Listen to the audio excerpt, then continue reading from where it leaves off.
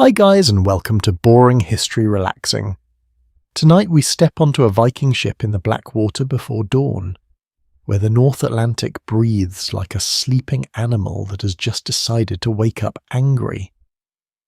You feel the deck tilt beneath your feet. Salt spray taps your face, then slaps it properly, because apparently subtlety has not been invented yet, somewhere beyond the dark. Waves are rising higher than the ship's carved prow. And yes, just to be honest with you, you probably won't survive this unless the crew knows exactly what it is doing. So, before you get comfortable, take a moment to like the video and subscribe, but only if you genuinely enjoy what I do here. And while you settle in, tell us where you're watching from and what the local time is where you are. Maybe it is midnight in Manchester, early morning in Manila, or some strange quiet hour when the world feels paused. Now, dim the lights and let the storm take shape around you. You stand barefoot or nearly barefoot on damp timber, though a sensible part of your modern soul would prefer warm socks, central heating, and perhaps a mug of tea that is not being aggressively seasoned with seawater. The deck beneath you is narrow, open, and alive. It does not feel like the floor of a room. It feels like the back of a creature flexing under pressure, lifting, dropping, twisting with every movement of the sea. The ship is not enormous. That is the first thing you notice, and perhaps the least comforting. Modern imagination sometimes turns Viking ships into floating fortresses, but the vessel around you is lean, shallow, and exposed. Its planks overlap like scales along the side, fastened with iron rivets, sealed with tarred wool and animal hair. This clinker-built method is one of the best-known features of Viking ship construction, and it helped give these vessels both strength and flexibility. Instead of meeting the waves as a rigid box, the hull can bend slightly, breathing with the sea. A solid fact, quiet but important, is that Viking ships were designed for both speed and adaptability, able to cross open water yet also enter rivers and beach on shallow shores. That sounds impressive when spoken calmly on dry land, or out here in the wet dark. It feels more like a polite technical note before disaster. The wind comes low at first, sliding across the surface of the water. Then it climbs.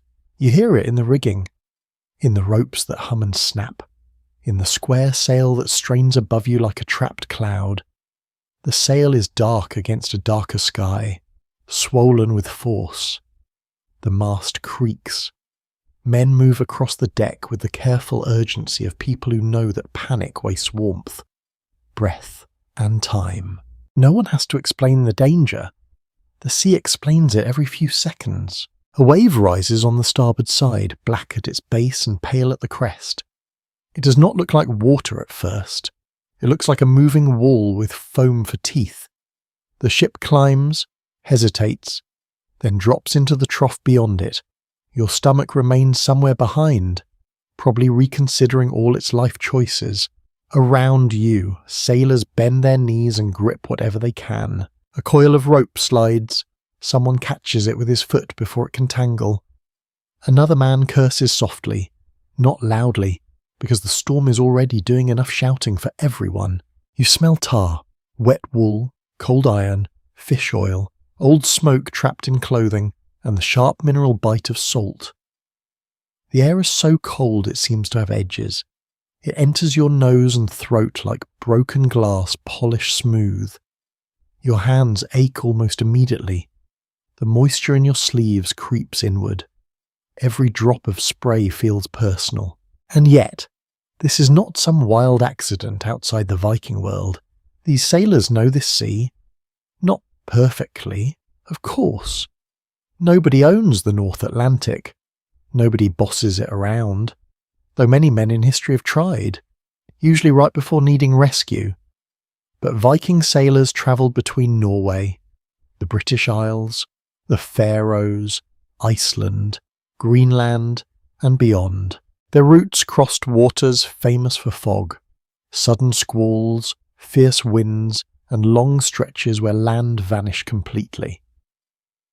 They were not fearless because fear was absent. They were effective because fear had to work alongside skill. You glance toward the bow, where the carved head faces into darkness. It may be a dragon, serpent, or some other creature meant to warn spirits and enemies alike. In the uncertain light, it seems almost alive. A curious old belief held that such prow heads could frighten hostile beings from the shore or sea, though they were sometimes removed when approaching friendly land, at least according to later traditions. Whether every crew truly followed this practice is uncertain, and the details blur between archaeology, saga memory, and storytelling. Still, out here, you can understand the impulse. If the sea has moods, then perhaps it also has things worth scaring. The storm deepens. Rain begins not as drops but as a slanting sheet. Driven sideways by the wind, it strikes your cheek, your neck, your closed eyelids. The deck turns slick. The ship's low freeboard. So useful for speed and landing on beaches. Now let spray leap aboard with rude enthusiasm. Men start bailing almost before anyone orders them to. Wooden buckets move from hand to hand. Water gathers around your ankles, cold enough to make your bones feel hollow. Somewhere near the mast, a sailor checks the rigging with fingers that must already be numb. Another crouches over a chest, securing it with rope. Loose cargo is not merely inconvenient in a storm. It can become a battering ram, smashing legs, cracking boards, shifting the balance of the ship at the worst possible moment. The vessel is not just fighting the sea outside, it is also fighting disorder within itself. You begin to understand survival as 1,000 small acts. None heroic on their own. Tie this. Hold that, lower your weight, keep the bow angled, bail again, watch the sail, watch the waves, watch the man beside you, because if he slips, he may take you with him. There is no grand speech. No cinematic captain raises a sword to the lightning, mostly. There are wet men doing practical things in miserable weather, which is much less glamorous, and therefore much more believable. Researchers continue to debate how often Viking crews deliberately risked open sea during the worst weather, and how much of their storm survival came from planning versus improvisation. Some voyages may have waited carefully for seasonal conditions. Others, especially raiding or trading journeys pressed by opportunity, could be caught by weather that changed faster than anyone liked. Historians still argue whether saga descriptions of storms preserve reliable seafaring memory, or whether later writers shape them into moral tests of courage, fate, and leadership. Probably, as usual, the truth sits somewhere in the cold middle, wearing damp wool and refusing to be simple. Lightning flickers behind clouds, not a clean bolt, but a pale widening of the whole sky.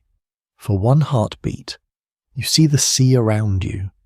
It is not flat.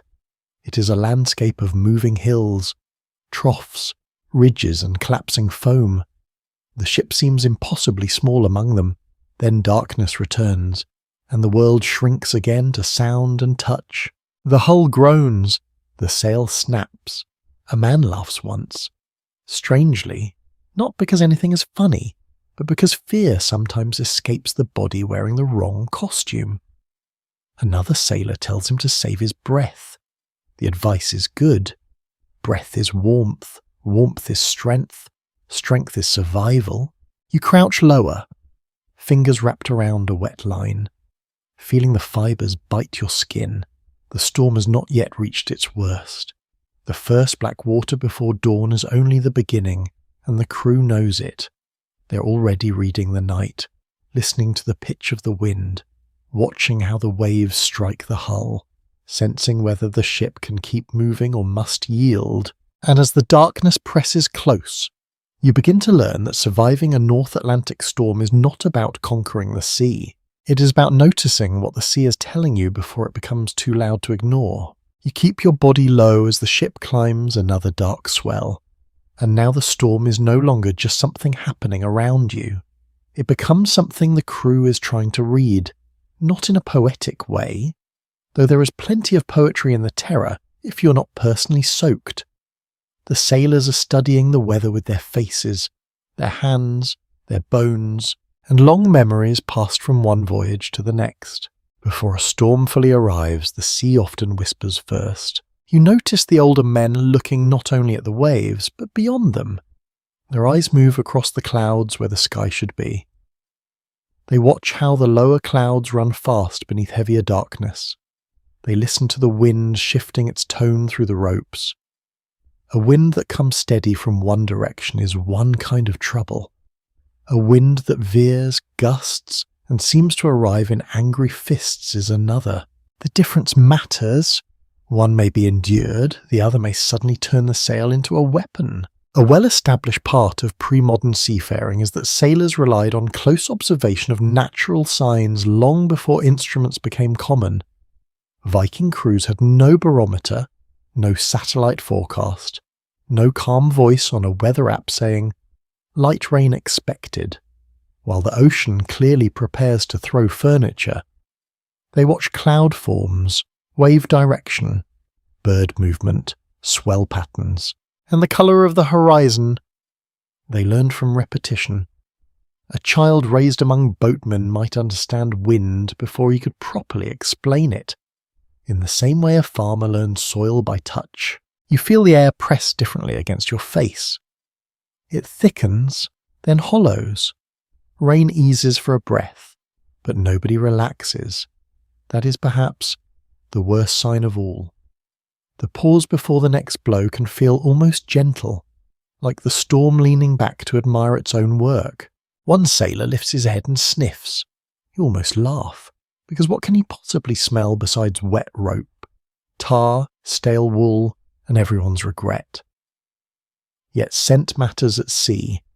Land can sometimes carry smells far out over water, especially peat smoke, vegetation, mud flats, livestock, or seaweed drying along shorelines. In open storm water, smell becomes less useful. But every sense still joins the same quiet argument. Where are we? What is changing? How long before this becomes worse? Foam streaks slide across the waves, thin and white, tearing away under the wind. The crests no longer simply break. They are shredded. The older steersman glances toward them again and again.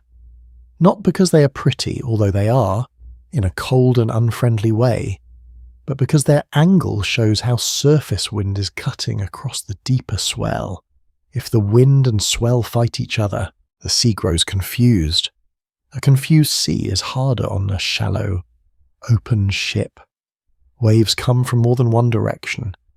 The hull cannot settle into a rhythm. Every rise becomes a question. You hear men speaking in short phrases, not speeches, not dramatic declarations, just practical fragments. Hold there, not yet. Watch the mast. More line, again. The rhythm of their voices is part of the work. It keeps everyone inside the same moment. You realize that information moves through the ship like warmth through a blanket. Imperfect but necessary. One man sees a wave forming, another feels the sail pull badly, a third notices water pooling near cargo. Each small warning matters because none of them has the luxury of being alone. A curious tidbit from later Nordic tradition is that some people believed certain animals could sense weather before humans noticed it. Birds flying low, restless livestock, or fish behaving strangely might be read as signs of change. Whether Viking sailors treated every such sign seriously is impossible to prove, and some of it may belong more to folk wisdom than strict seamanship. Still, you can understand why people watched animals carefully. A gull turning inland before the sky darkens feels like advice from someone who does not care whether you accept it. Above you, the sail gives a deep crack that travels through the mast and into the hull. The sound is enormous. You feel it in your ribs. The square sail is both power and danger. Under calmer conditions, it carries the ship beautifully, gathering wind across its broad face and turning invisible force into motion. In this weather, that same sail may drag the vessel sideways, bury the gunwale, snap rigging, or tear itself apart. A sailor does not need mathematics to understand this. He only needs to look at the mast and imagine it not being there anymore. The clouds lower until the world seems roofed in smoke. No stars remain. No moon. No clean horizon. The sky and sea merge into one moving blackness, separated only when foam flashes pale. You begin to see why experienced sailors place so much faith in signs before visibility vanished. Once the storm fully closes, the world becomes immediate. You can no longer read far ahead. You can only respond to what arrives. Researchers still debate how Viking navigators balanced experience, inherited rules, and bold improvisation during Atlantic crossings. Some scholars argue that these sailors possessed highly refined environmental knowledge, built from generations of coastal travel and expanded into open ocean routes. Others caution that the written sources often come later and may romanticize skill after the fact. The archaeological evidence proves the ships could make such journeys, but the exact mental map inside a Viking sailor's head remains partly hidden, like land behind fog. The steersman shifts his weight. His hand works the steering oar with careful pressure.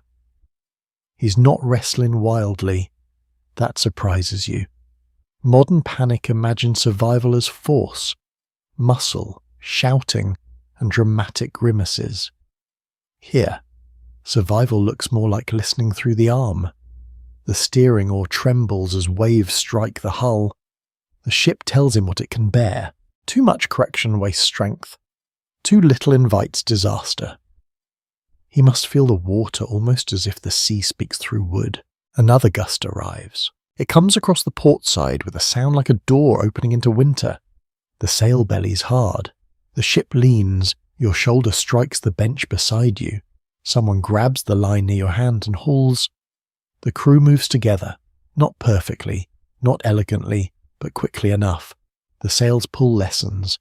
The ship lifts again.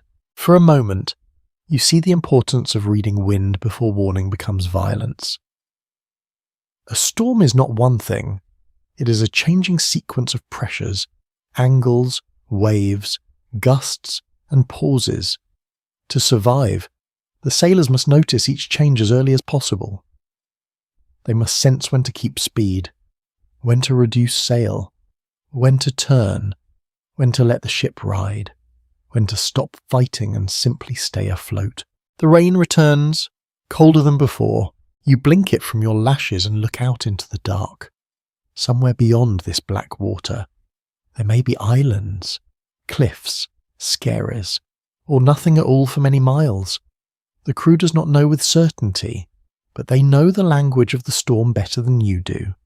They read the flying foam, the shifting clouds, the shudder of rope, the taste of air, the behaviour of birds that are no longer visible but were remembered before sunset. And as the ship rises once more, you understand that the first tool of Viking survival is not the sword, not the axe, not even the ship itself. It was attention. The storm keeps building around you, but now your attention shifts from the sky to the ship itself.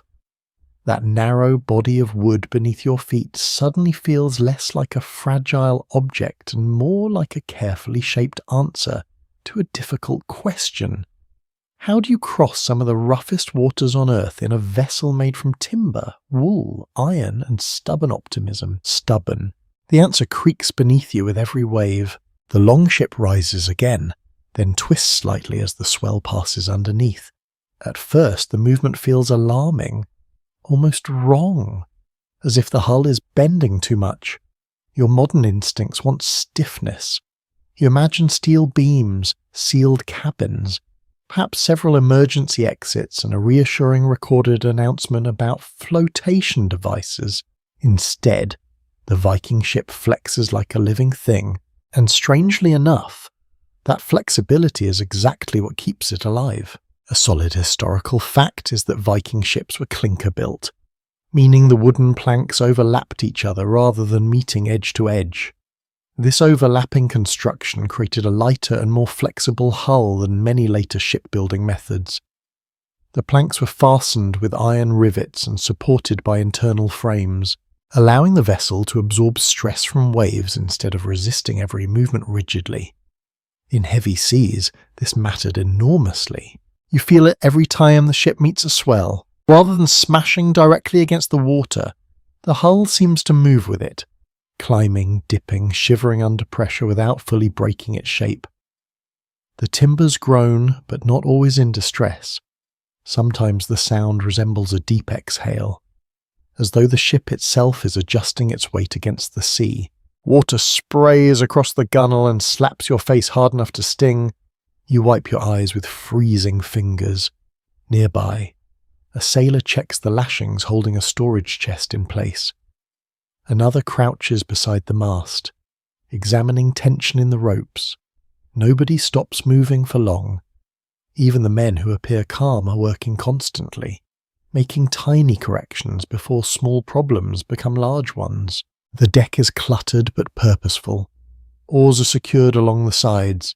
Coils of rope sit beneath benches.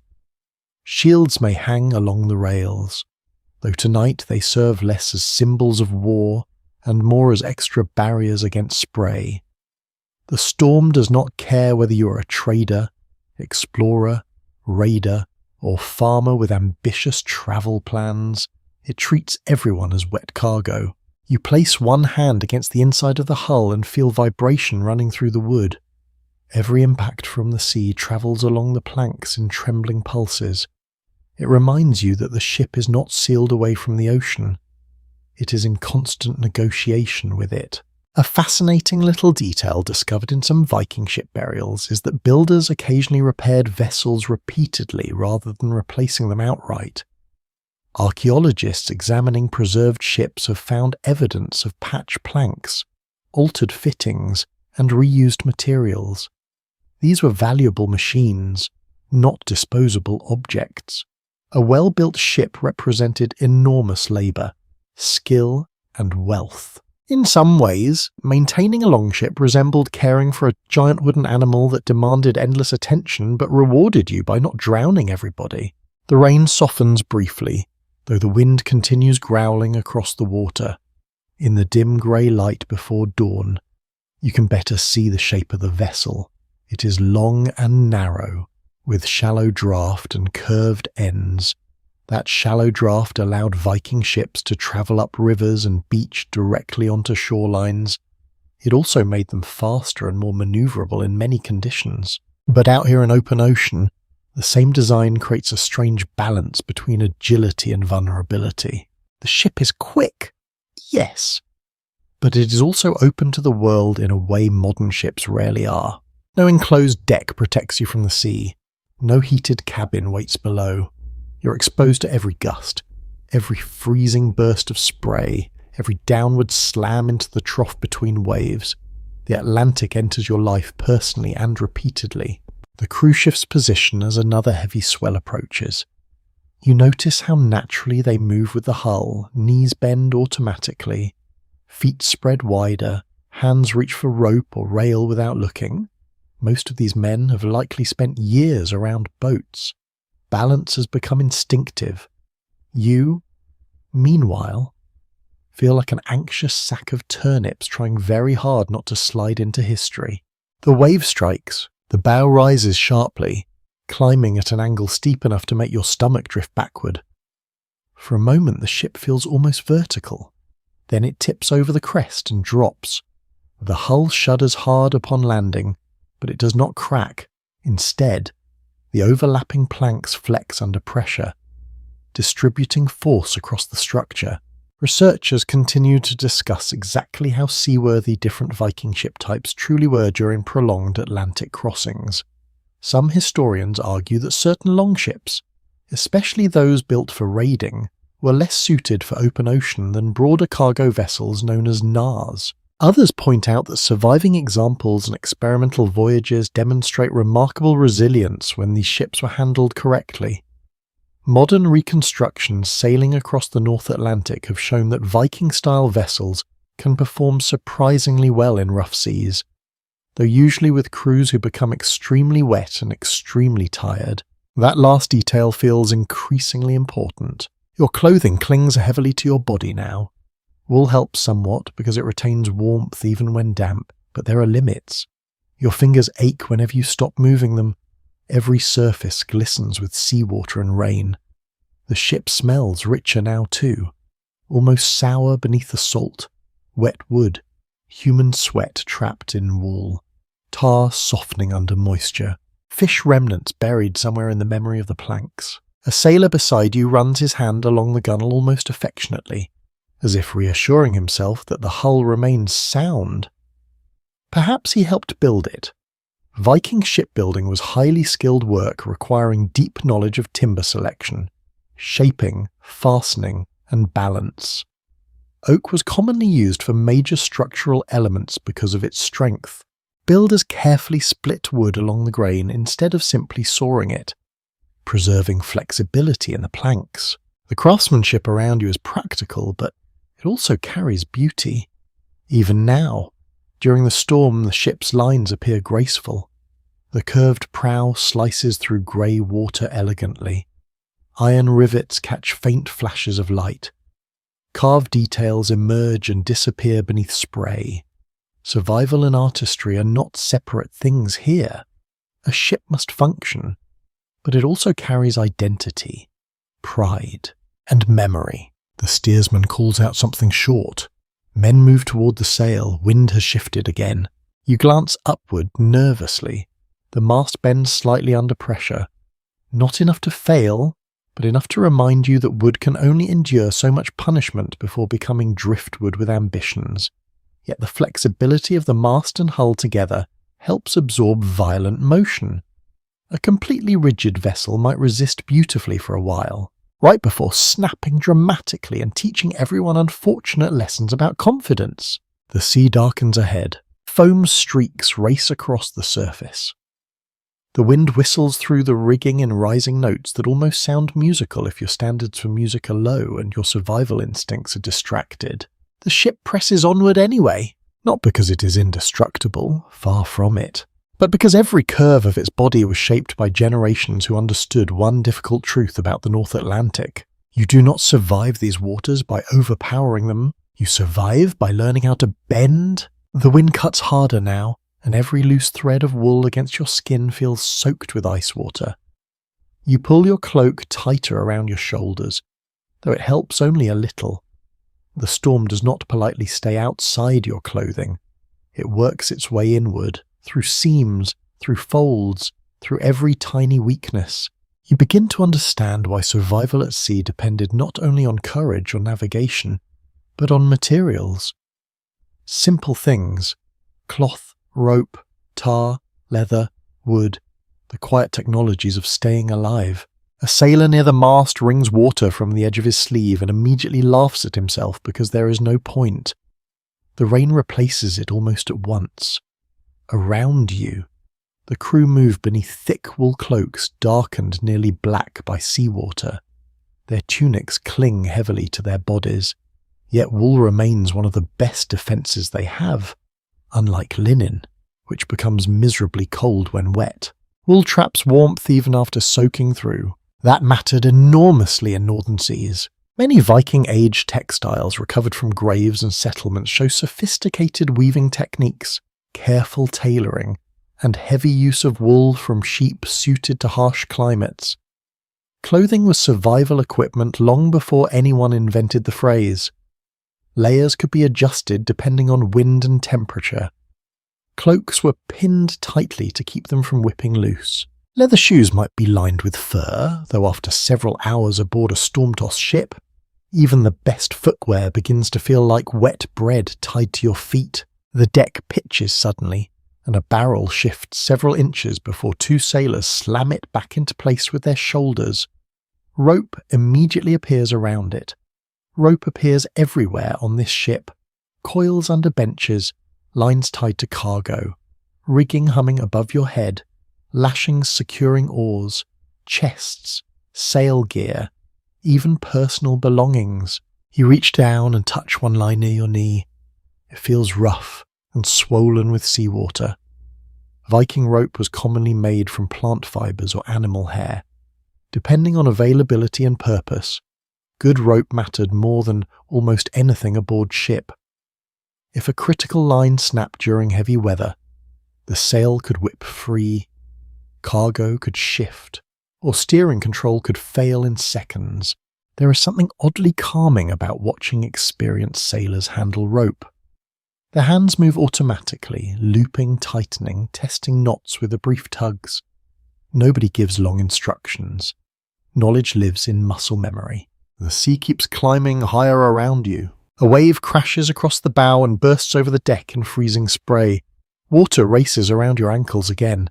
You cough salt from your mouth while one sailor beside you calmly keeps working as though being hit by half the Atlantic is merely a mild inconvenience. Either he is extremely brave or deeply committed to pretending this is normal, possibly both. You notice the smell of tar growing stronger whenever the rain eases. Viking ships relied heavily on pine tar for waterproofing wood, sealing seams and protecting ropes. The scent settles into everything aboard. Cloaks absorb it, hands carry it, even the sail seems touched by it. Modern people spend money on tiny candles trying to recreate rustic maritime smells. But standing here in the actual mixture of wet wool, smoke residue, fish oil, and boiling pine tar, you begin to suspect nostalgia improves many fragrances. One detail uncovered from surviving ship finds is that some sails may have been treated with substances like animal fat, fish oil, or tar mixtures to improve water resistance and durability. Producing a large sail itself required immense labour. Wool had to be sheared, spun, woven, and carefully assembled into thick cloth strong enough to survive brutal wind pressure. A good sail represented enormous wealth.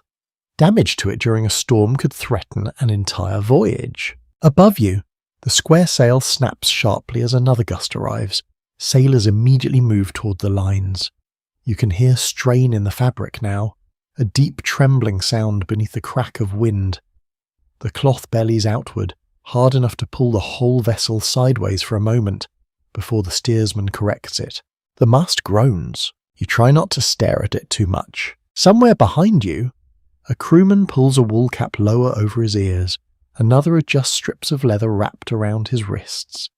Every exposed part of the body becomes vulnerable out here. Cold creeps inward slowly but relentlessly. Fingers lose precision. Toes numb.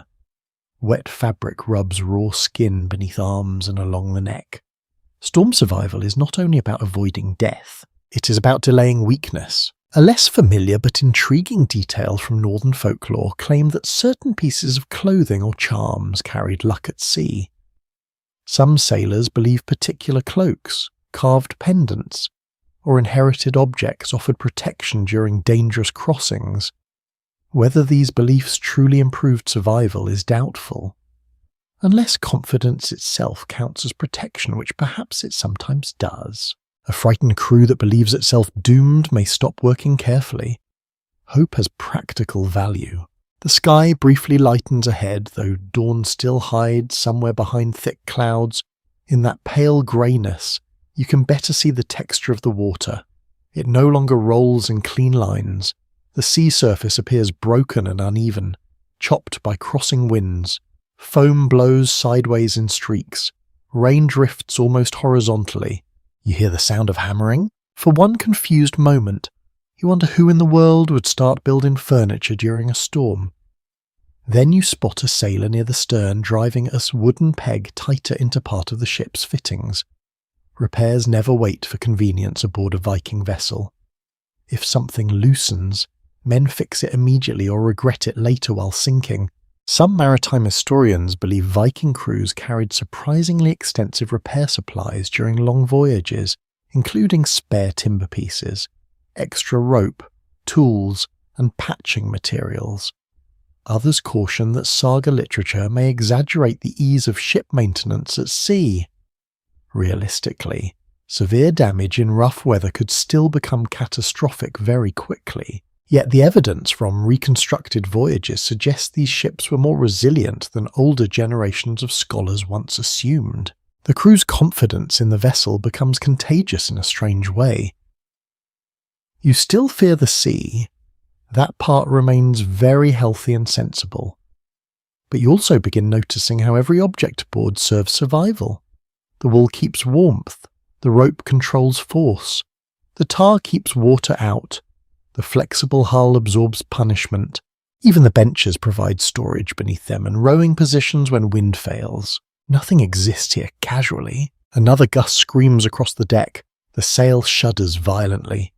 Water sprays over the bow once more. But now your body reacts differently. You lower your stance instinctively. Your hand finds rope before you consciously think about it. Tiny lessons from the crew are already shaping your movements. The ship surges forward through dark water, not elegant anymore, not graceful, just stubborn. And somewhere beneath the storm, beneath the wet wool and creaking timber and aching hands, you begin to sense the true strength of these voyages. Viking sailors did not survive because the sea became gentle. They survived because generations learned how to build entire worlds out of simple materials that could endure being punished by wind and salt for just one more night. The ship lifts again, and for a moment the oars along the side seem almost useless, like sleeping limbs tied against a body that no longer has the strength to use them. Earlier, in calmer water, those oars gave the crew power. They could push away from shore, slip through fjords, cross quiet bays, move when the wind grew lazy, and sneak along coastlines with the sort of suspicious efficiency that made many coastal communities deeply unenthusiastic about unexpected visitors. But now, in the North Atlantic storm, rowing becomes nearly impossible. You see why the moment two sailors try to shift an oar near the side. The ship rolls, spray breaks over the gunwale, and the long shaft knocks hard against the oar port. A badly timed wave could wrench it from their hands or snap it like a twig. Even if the crew could row, what would they row against? The sea is not a flat road. It rises, drops, shoves, and twists. The oar blade might bite water one second and swing uselessly in the air the next. In rough weather, Viking sailors often had to depend far more on sail control, steering and balance than on brute rowing power. Oars were essential in many situations, but open sea storms changed the rules. A crew could not simply muscle its way through towering waves for hour after hour. Human strength runs out quickly when cold, wet, and terrified. The wind, unfortunately, does not get tired. Very rude of it. Really, the men secure the oars more tightly. Some are pulled inboard, others are lashed along the rails. Their movement is careful because loose oars can become dangerous. A long wooden blade swinging free in heavy weather might injure a sailor, break fittings, or tangle lines at the worst possible moment. Everything aboard must be either working or tied down. There is no middle category for objects that are just resting there. The storm will find them and turn them into a problem. You crouch near the rowing bench, fingers wrapped around a wet edge. The bench itself is simple, but it tells a story. In calmer seas, men would sit here shoulder to shoulder, pulling in rhythm, their backs and arms moving together. That rhythm could carry a ship across water with impressive speed. Today, the bench is mostly something to brace against while the sky tries to empty itself into your clothing. The crew's attention turns upward. The sail still carries too much force. You watch the square of wool strain against the wind. It is magnificent and frightening at once. When properly used, the sail turns the storm's strength into motion. When overpowered, it becomes a giant hand pushing the ship sideways toward disaster. Sail handling now becomes the heart of survival. Every rope matters. Every command must be heard. Every man must know where to stand without blocking another. A lesser-known detail from reconstructed Viking ship sailing is that crews often discover how physically demanding these vessels are in bad weather. Modern experimental sailors have described the work as exhausting, cold, and intensely cooperative. The ship may be elegant, but elegance does not bail water, reef sail, or keep your fingers from going numb. That part is still on you. Congratulations. The steersman calls again, louder this time. A group moves toward the mast, bent low against the wind. Their bodies sway together as the ship rolls. You follow with your eyes, noticing how they avoid stepping on lines. A foot caught in rope during sudden sail movement could break an ankle or drag a person across the deck. The storm punishes carelessness instantly, like a very strict teacher with terrible weather preferences. One sailor unties a line and feeds it through his hands. Another holds tension. A third braces himself by locking one leg against a bench. Their faces are wet and tight with concentration. No one looks heroic in the clean, polished way of carved statues. They look cold, tired, and absolutely focused, which is much better. The wind gusts. The sail snaps so loudly that your shoulders jump. For an instant, the ship heels to one side and seawater rushes across the deck. A wooden bucket spins away, bumps against your foot, and disappears under a bench. Someone curses at the bucket as if it has betrayed the entire expedition. A line is eased.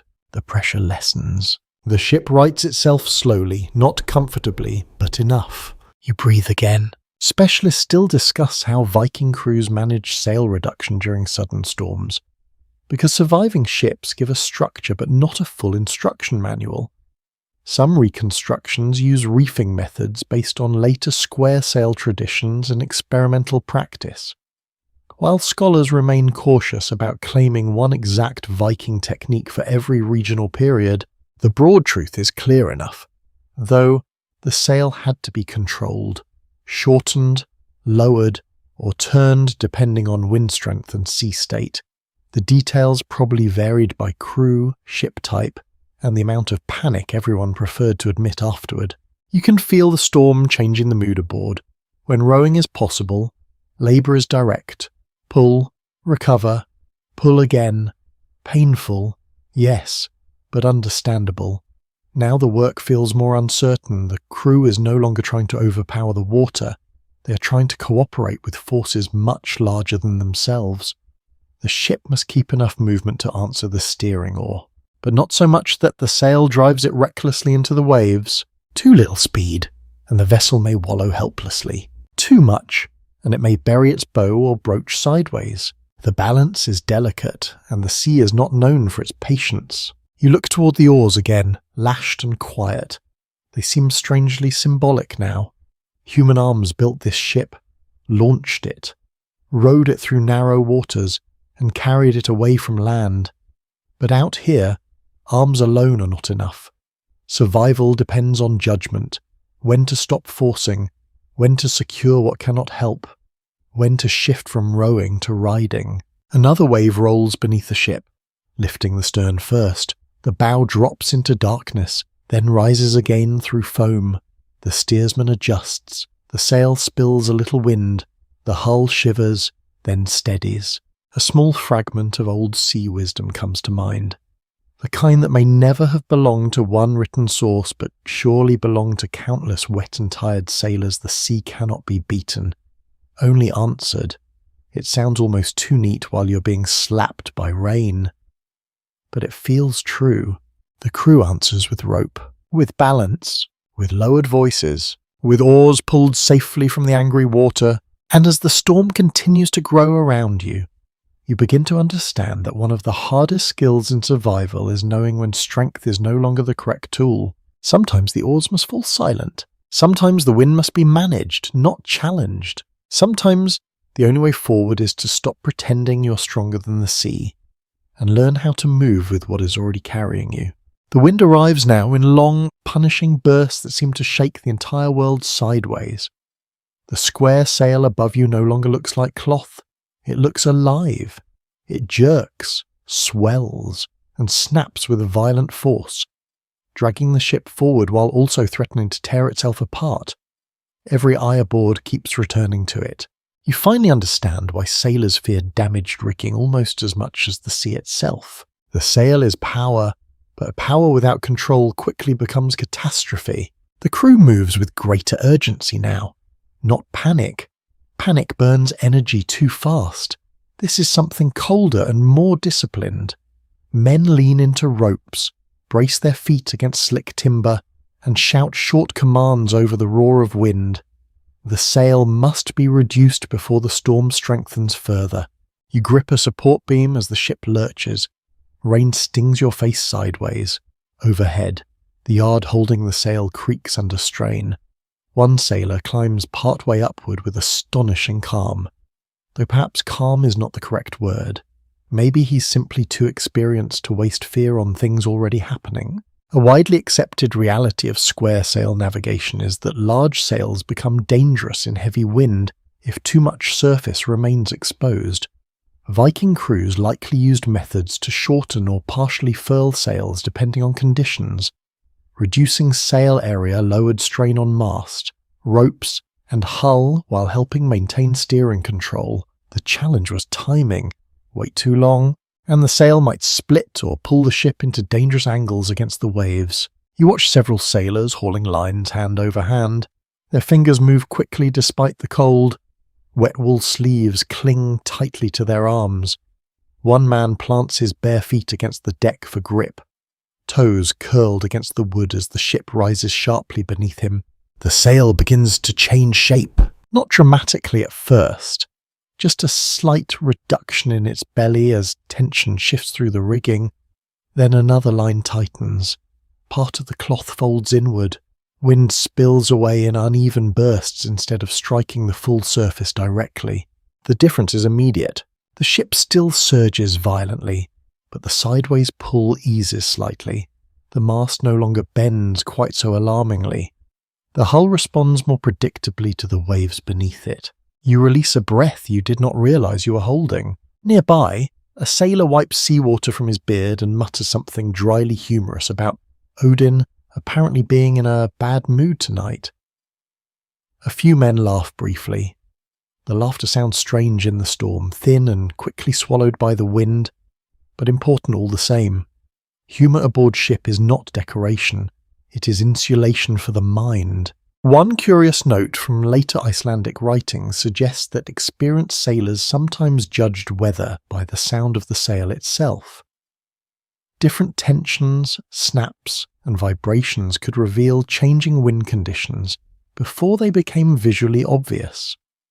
Whether every crew truly developed this level of sensitivity is difficult to know, but after hours surrounded by these noises, you begin to believe it. The sail has a voice now. You can hear when the wind hits unevenly. You can hear strain building through the ropes before the mast fully reacts. The sea remains brutal. A wall of black water rises ahead, pale foam shredding across its crest. The steersman angles the ship carefully. The bow climbs into the swell, spray exploding backward over the deck. For one dizzy moment you see nothing but water and darkness. Then the ship punches through, shaking violently but remaining upright. The crew continues working the sail. Part of the cloth is gathered tighter against the yard. Another line is secured. The process feels half choreography, half emergency surgery. Every movement matters. Too slow and the wind regains control. Too rushed and someone loses footing. Your hands ache from gripping wet wood. Salt dries on your lips only to be washed away again seconds later. The cold has become constant now, no longer sharp but deep. It sits inside your clothing and muscles like a second body. The reduced sail changes the ship's motion again. Speed lessens slightly, though not completely. The vessel still needs forward movement to answer the steering oar properly. Without enough momentum, waves could strike broadside and roll the ship dangerously. The trick is balance, always balance. Researchers studying reconstructed Viking voyages often point out how much seamanship depended on cooperation rather than individual heroics. A ship functioned as a single system. Steering, sail handling, cargo balance, wave angle, and crew movement all influenced one another. One poorly timed mistake could create problems for everyone aboard. Survival came less from fearless warriors and more from disciplined teamwork in miserable conditions, which is admittedly less dramatic for paintings but much more useful in a storm. The rain thickens again. You glance upward toward the shortened sail. Even partially reduced, it still strains hard enough to hum in the wind. Water streams from its lower edges. The ropes glisten black with moisture. A sailor near the mast checks one fastening repeatedly, touching it almost every few minutes. At first you wonder why he does not simply trust the knot. Then another violent gust slams into the ship and you understand. Conditions change constantly. A line secure 10 minutes ago may loosen under repeated strain.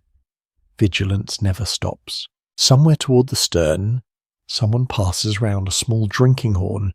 You catch a brief smell of sour ale before it disappears into the rain. Nobody drinks deeply.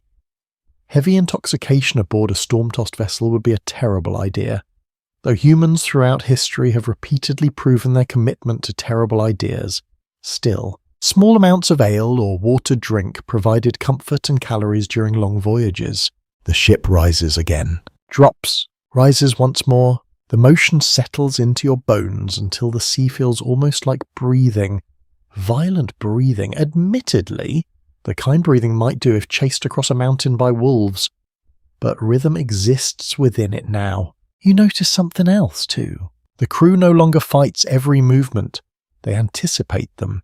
Knees bend before impact. Hands shift before the sail snaps. Bodies lean automatically with the hull's roll. Experience has taught them that surviving storms depends partly on surrendering the fantasy of stillness. You think about the sail above you, once stretched wide to capture maximum speed, now deliberately reduced for safety. It feels strangely human. There are moments for ambition and moments for restraint. A ship carrying too much sail in heavy weather becomes dangerous, not because the wind is evil, but because the vessel refuses to adapt. The storm teaches humility very quickly. Another wave crashes across the bow, soaking everyone again despite all efforts. One sailor simply sighs into the rain as though personally disappointed by the Atlantic's behaviour. Another tightens a rope and keeps working. The reduced sail holds. The mast holds. The hull continues forward through black water and foam, and beneath the roar of wind, you begin to understand that survival at sea often depended not on boldness alone, but on knowing exactly when to let go of power before power destroyed you. The storm settles into something relentless now, not louder exactly, just endless. Rain keeps sweeping across the deck in silver sheets beneath the dark sky, and every few moments another wave crashes over the side, spilling seawater around your boots before draining away through gaps and channels in the planking. The ship survives each impact, but the ocean always leaves something behind. More water, more cold, more weight, which means the crew never stops bailing. You kneel beside a bucket and finally join the rhythm yourself. Scoop, lift, throw, scoop again. At first it feels almost pointless. The sea pouring aboard seems vastly larger than the amount you can remove with one wooden bucket. Yet the men around you continue without hesitation, because they understand a brutal truth of seafaring. Ships rarely sink all at once. They sink slowly, one ignored problem at a time. Water sloshes around your ankles as the vessel rolls heavily beneath you. The deck tilts so sharply to port that you nearly slide sideways before catching yourself against a bench. Nearby, two sailors work together with practiced timing. One fills the bucket while the other hurls it overboard in a smooth arc before immediately passing it back. No wasted movement, no speeches, only repetition. Archaeological finds from Viking ships and coastal settlements suggest that wooden buckets, scoops, and simple pumping methods were basic but essential parts of shipboard life. Viking vessels were never perfectly dry even in decent weather. Seams expanded and contracted. Spray entered constantly. Rain collected everywhere. In rough seas, crews expected water aboard and worked continuously to manage it. The bucket in your hands feels heavier every minute. Not because it changes weight, but because your arms are growing tired. Cold exhaustion spreads differently at sea. It does not arrive dramatically. It creeps inward. First your shoulders ache, then your fingers stiffen.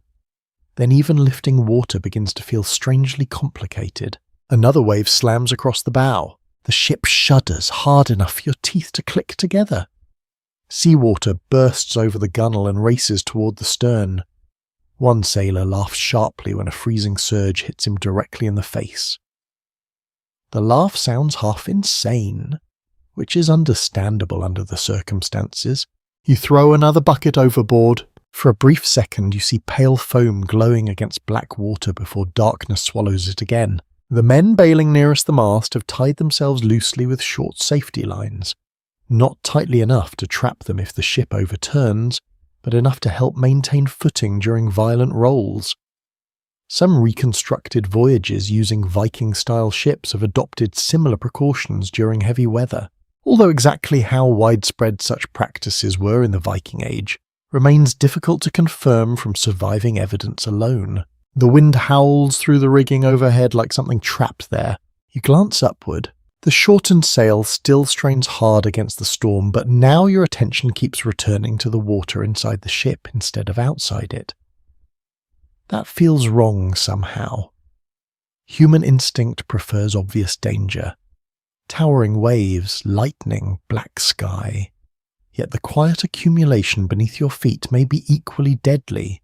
Water changes everything aboard. It makes cargo heavier. It shifts balance. It weakens footing. It steals body heat. It exhausts the crew minute by minute. And worst of all, it never stops trying to return the ship to the sea it came from. One sailor suddenly crouches near the hull beside you, running his hand along a seam between planks. For an anxious moment you imagine him discovering some horrifying crack large enough to fit a whale through. Instead, he presses extra wool packing into a spot where water sprays inward with unusual force. The repair is small. The relief it brings feels enormous. A surprising detail preserved in a few medieval northern accounts mentions sailors using animal hair, moss, wool, or tarred fibres as emergency sealing material during voyages. None of it sounds especially sophisticated to modern ears. Then again, modern people panic when their phone battery reaches 12%, so perhaps humility is appropriate here. The deck smells stronger now. Wet timber, tar, salt, human sweat trapped beneath soaked wool, and underneath everything, the cold mineral scent of seawater itself. Sharp and ancient. The ship rolls again. Buckets scrape wood in rough rhythm. Scoop, lift, throw. Your arms begin matching the movement automatically. You stop thinking about individual motions. The body adapts because adaptation is easier than despair. At the stern, the steersman still stands hunched against the wind, one hand locked around the steering oar. You wonder how long he has remained there without rest. Hours, perhaps. Time aboard the Storm has become slippery. The world contains only darkness, cold, effort, and noise. Some scholars suspect that experienced Viking crews rotated physically demanding positions frequently during rough conditions, while others argue emergencies may have forced men to remain at critical tasks far longer than comfort allowed. Much depends on crew size, voyage type, and weather severity. The sagas often emphasize endurance. But sagas are written stories. Muscles are less romantic in reality. You bail again. The bucket nearly slips from your numb fingers. A sailor beside you notices and silently adjusts your grip before returning to work. No criticism, no encouragement either, just practical correction.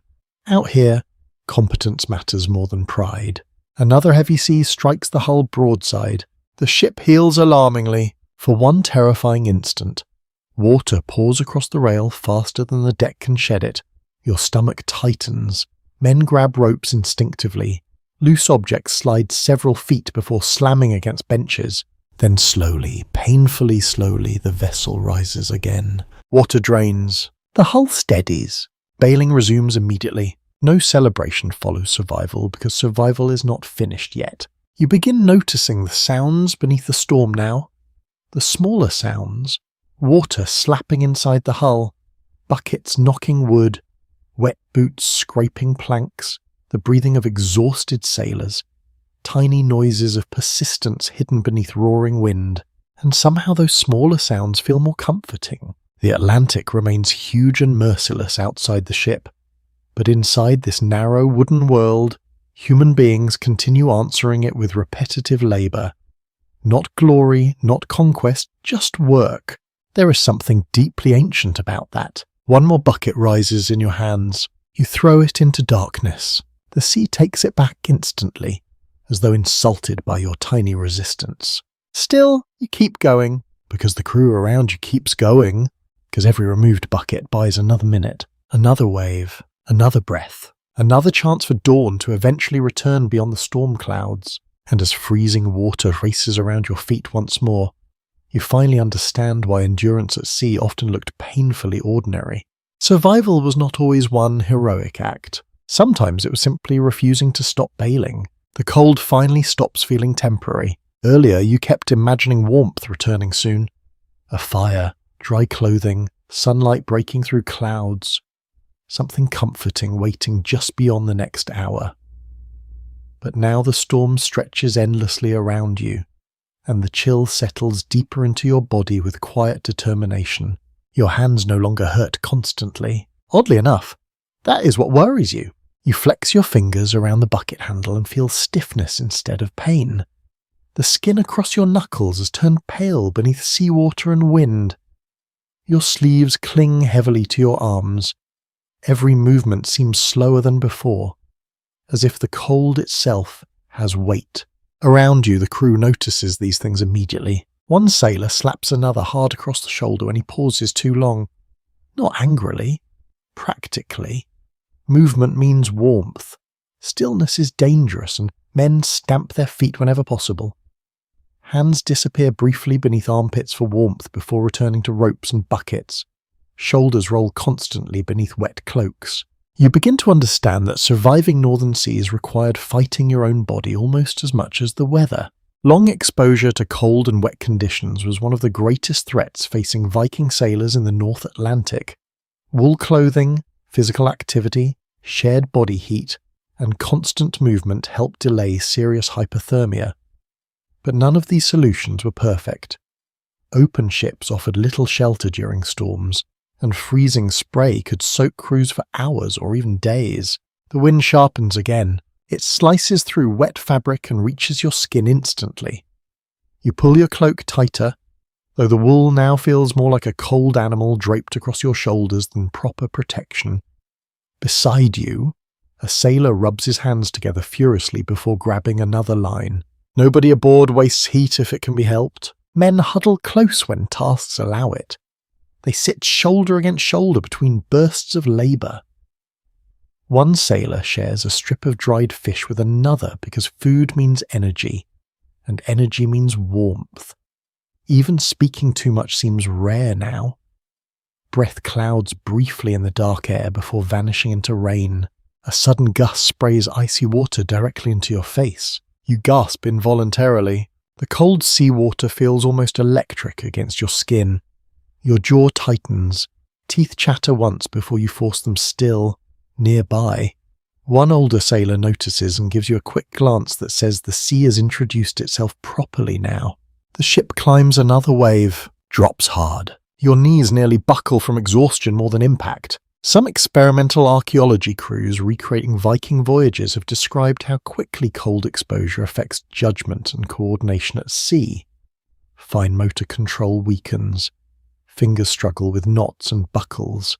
Fatigue builds faster than expected. Simple tasks become frustratingly difficult. Modern safety gear helps these sailors considerably, yet many still report deep physical exhaustion after prolonged exposure to rough northern waters. You look at the crew differently after realizing that, not as mythical figures, not as invincible warriors, just human beings enduring conditions that remain miserable even with modern knowledge. One sailor near the mast keeps flexing his fingers repeatedly around a rope, opening and closing them like claws. Another blows warm breath into his cupped hands before returning to work. Their faces shine with rainwater and seawater mixed together. Beards drip constantly. A strange old belief from parts of northern Europe claimed that cold seas could steal strength from the spirit as well as the body. Sailors sometimes spoke about certain waters with unusual dread, especially regions known for fog, freezing currents, or frequent storms. Whether this reflected superstition or simple experience hardly matters.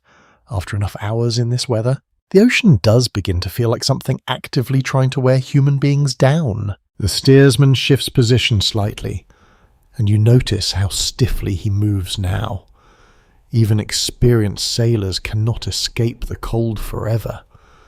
They only manage it better. Another bucket line forms. You join automatically. Lift, pass, throw, again. The repetition keeps blood moving through your arms.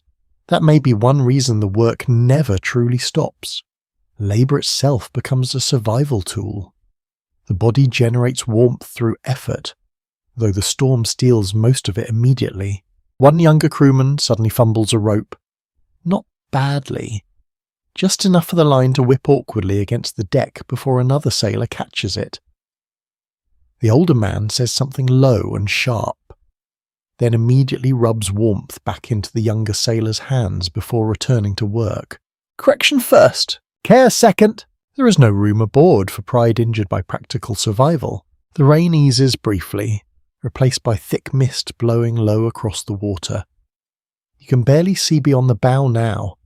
The sea and sky blend into one moving grey darkness. Moisture beads across your eyelashes. Every inhale tastes of salt.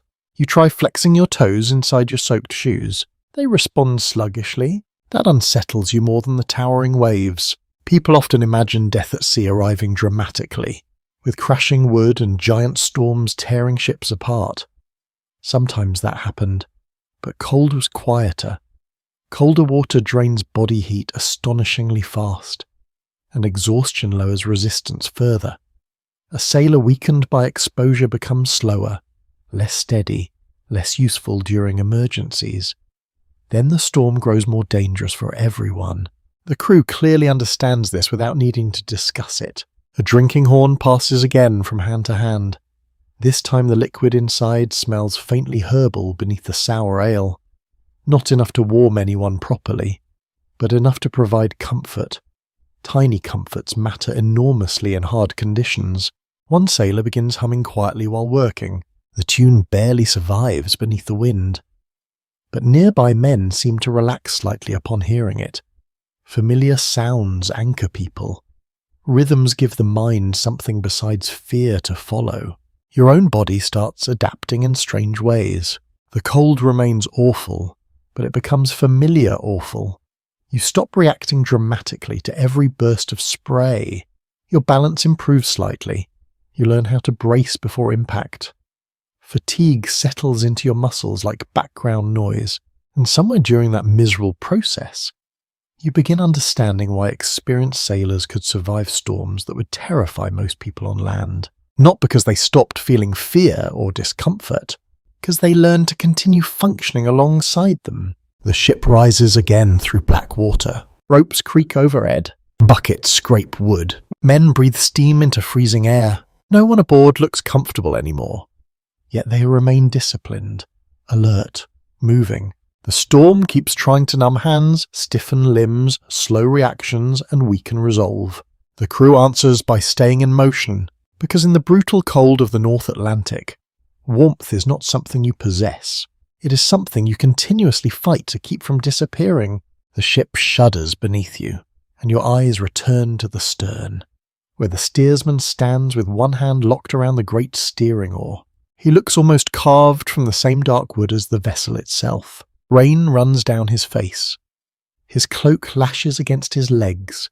His shoulders rise and fall with the rhythm of effort, but his attention never wanders. While others bail, haul lines, secure cargo, and fight cold with movement, he remains fixed at the ship's rear, feeling every change through the long blade that bites the water behind the hull. You begin to understand that everyone aboard depends on him, not in a grand ceremonial way, not because he wears a crown or gives speeches into the storm. He's important because the angle of the ship decides whether the next wave is survivable or disastrous. One poor turn could expose the side of the vessel to a breaking sea. One delayed correction could let the bow fall wrong into a trough. In this weather, steering is not simply direction, it is balance. Timing and judgment, all squeezed through tired hands. Viking ships didn't use a central stern rudder like many later medieval vessels.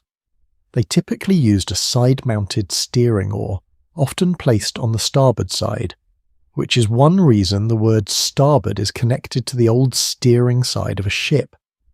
This steering system could be remarkably effective, but it demanded skill, strength, and constant attention, especially in rough water. A wave rises behind the ship. The steersman sees it before you do. Or perhaps he feels it first through the stern lifting beneath his feet. His body shifts slightly, not dramatically, just enough.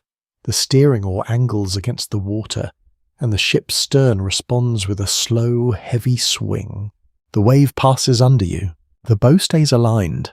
Everyone keeps breathing. It is a small miracle disguised as routine. You grip the rail and watch him more closely. His movements are economical. He does not fight the sea with wild force. He allows pressure, answers it, releases, then answers again. If the sail is the ship's lung, the steering oar is its spine. Through it, the vessel decides how to face danger. A younger sailor moves toward him carrying a short length of rope. Together they adjust a fastening near the steering gear. The older man barely looks away from the water. The younger one works quickly, his hands clumsy from cold but careful enough. A loose steering fitting in this weather would be a nightmare with splinters.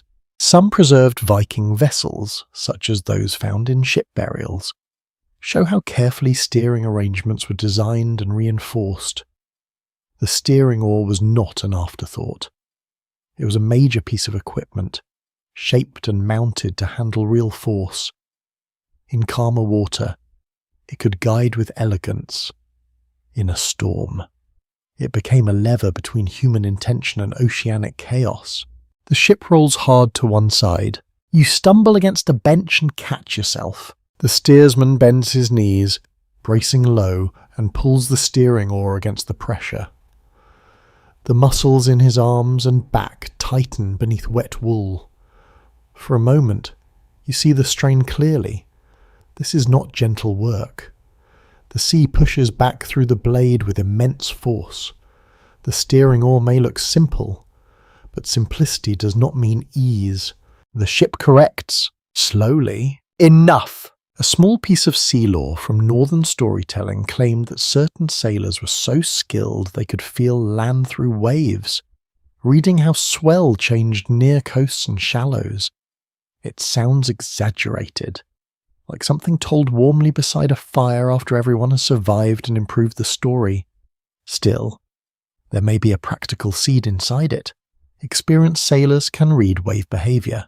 Reflected swell, current changes, and the way water moves around unseen obstacles. The sea gives clues, but only to those who have spent years learning its difficult accent. The steersman's face remains unreadable. You wonder what he knows that you do not. Perhaps he's counting the time between larger waves. Perhaps he's listening for changes in the sail. Perhaps he's judging whether the ship should run before the storm or turn more directly into the sea. Perhaps he's simply thinking, with very fair irritation, that everyone else should stop dropping buckets near his feet. Another gust slams into the sail. The hull leans. The steering oar jerks hard and the steersman nearly loses his footing. Two men immediately move toward him, not because he calls out, but because they already know. One grips the support near the stern, another steadies the steering gear. For several tense seconds, the ship seems uncertain whether it wants to obey. Then the bow lifts, the stern swings, the side pressure fades. You hear someone exhale sharply nearby. The question of how Viking crews handled leadership during extreme weather is still discussed among historians. Written sources often name captains, chieftains, or respected ship owners, but actual storm management may have depended on whichever sailor possessed the greatest skill for a particular task. Formal rank mattered, certainly, yet in a crisis. A capable steersman could become the quiet centre of survival, whether or not he was the higher status man aboard. That feels believable here. The storm does not care about titles, it listens only to competence. Rainwater drips from your hair into your eyes. You blink it away and watch the steering oar cut through foam. The blade disappears beneath black water, then emerges gleaming pale in the next flash of grey light. Each movement leaves a brief swirling trail that vanishes immediately behind the ship. The vessel surges forward, then slews slightly to one side. The steersman corrects again. Every correction seems small until you imagine its absence. Without his hands, the ship would turn badly, meet a wave at the wrong angle, lose speed, or fall broadside into the trough. The sail handlers could do everything right. The bailing crew could work until their arms failed. The cargo could be tied perfectly. But if the ship faced the sea poorly, all that effort might still vanish in one breaking wave. You feel the burden of that. The steersman must remain calm because his fear would travel through the ship faster than any command. If he overreacts, others sense it. If he hesitates, the ship feels it. If he becomes exhausted, the sea notices immediately, because the sea is apparently excellent at exploiting workplace fatigue. Another wave approaches from the quarter, its crest pale and unstable. The steersman leans forward, his hands tighten. The ship responds. This time, as the wave passes, you feel the alignment almost before you see it. The vessel rides up, twists, and slides down the far side with a heavy but controlled motion. Water pours across the deck, but the hull keeps its shape. The bow does not bury, the side does not collapse into the sea. For the first time, you understand steering as a form of listening, not steering toward a place, not yet. Steering toward survival, and while the storm roars around you, while ropes strain and buckets scrape and cold hands shake in the rain, the steersman keeps speaking quietly through wood and water, telling the ship again and again how to meet the next wave without surrendering to it. The next wave arrives taller than the others. You feel the crew recognize it before you fully see it. Heads turn forward. The steersman shifts his stance. One sailor grabs a loose line and wraps it quickly around his wrist. Another lowers himself closer to the deck as though preparing for impact. The bow must meet this one correctly. Everything suddenly seems to depend on that narrow, curved front of the ship cutting into the sea at the proper angle. Too direct, and the vessel may slam violently downward, burying itself in green water. Too sideways, and the wave may shove the hull broadside, rolling it into chaos. The storm keeps presenting the same question again and again. Can the ship stay facing the sea? You brace yourself as the bow rises sharply upward. Spray explodes across the deck in white bursts. The prow vanishes into mist and foam for one dizzy second before climbing through it, again like some dark sea creature lifting from beneath the surface. Then the ship drops. Hard, your stomach lurches. The hull groans from stem to stern, yet the bow remains aligned with the swell. Water crashes backward along the sides instead of slamming directly into them. Men stagger but stay upright.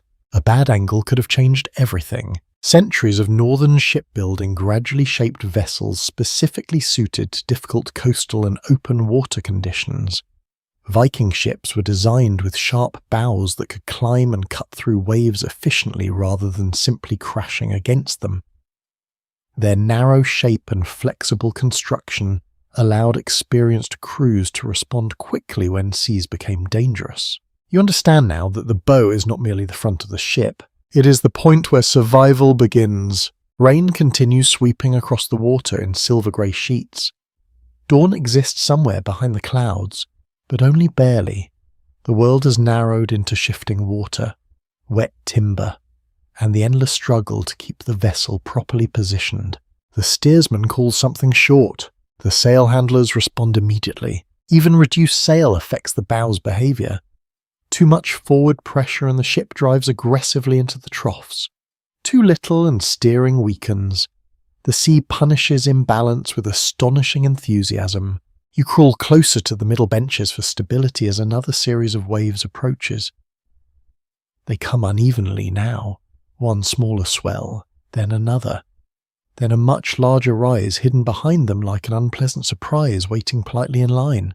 The bow climbs, falls, climbs again. Each movement sends shivers through the planking beneath your knees. Water sprays constantly across your face. Your cloak has become so thoroughly soaked that you barely notice new rain anymore. One sailor near the bow keeps his eyes fixed forward without blinking much. He watches the wave patterns obsessively, perhaps searching for the safest approach angles. Experienced mariners often learn to identify subtle differences between ordinary swells and breaking seas capable of causing serious damage. Certain waves steepened unusually fast. Others carried cross-currents beneath them. Reading water became as important as reading sky. A peculiar tradition mentioned in a few later Scandinavian accounts describes sailors naming especially dangerous stretches of sea as though they possessed personalities. Some waters were treated almost like hostile beings with tempers and habits. It may sound superstitious, but after staring into these black, moving hills for hours, you begin to sympathize. The Atlantic does not feel empty. It feels watchful. Another large swell approaches off the starboard bow. The steersman angles slightly toward it. Not too much, just enough. The ship rises diagonally this time. One side lifting higher than the other. The deck tilts violently beneath you. A bucket slides loose and crashes into a bench before someone catches it with a boot. Then the wave passes. The hull twists, but the bow survives the angle. You realize that every sailor aboard keeps monitoring the ship's nose instinctively, even while bailing, adjusting ropes, or securing cargo. They glance forward repeatedly. The bow tells them what kind of trouble is arriving next. If it begins plunging badly, slamming sideways, or hesitating too long between swells, danger increases quickly. The vessel itself almost seems alive now. The bow lifts eagerly towards some waves, fights others. Sometimes it cuts cleanly through foam. Sometimes it shudders under impact like a tired animal absorbing blows. Modern experiments using reconstructed Viking ships have shown how remarkably responsive these vessels could be in rough conditions when handled properly. Crews often describe feeling the sea directly through the hull in ways impossible aboard larger modern ships. The boat communicates constantly through vibration, balance, sound, and motion. But that sensitivity cuts both ways. Mistakes are felt immediately too. You grip the rail tighter as a colder gust tears across the deck. The sail snaps overhead. The bow dips suddenly into a trough deeper than the last several. For one terrible moment, the sea rises above you on both sides. Walls of dark water, foam hissing across their tops. The ship feels tiny there, almost absurdly tiny. Then the bow climbs again through spray, shedding water along its curved sides. The vessel survives because it keeps moving forward rather than freezing beneath the weight of the sea. That may be the most important lesson of all. Momentum matters. Not reckless speed, not blind charging, no, but enough forward life for the bow to answer each approaching wave instead of being trapped beneath it. One sailor crawls toward the front to check lashings near the prow. You stare at him in disbelief because the location appears one slippery step away from becoming a permanent residence beneath the Atlantic. Yet he moves carefully, low against the deck, securing what must remain secure. No task aboard becomes optional during storms, not even terrifying ones. The rain eases briefly, replaced by blowing mist that wraps the ship in pale grey vapour. Through it, the bow appears ghost-like as it rises and falls ahead of you. Water streams from carved wood. Foam curls backward along the hull. Every few seconds the prow disappears entirely before emerging once more. You begin thinking of it almost as the ship's face, and the face must never turn away from danger, because when the bow loses its proper angle, panic spreads quickly, steering weakens, waves strike harder. The entire rhythm of survival begins unravelling.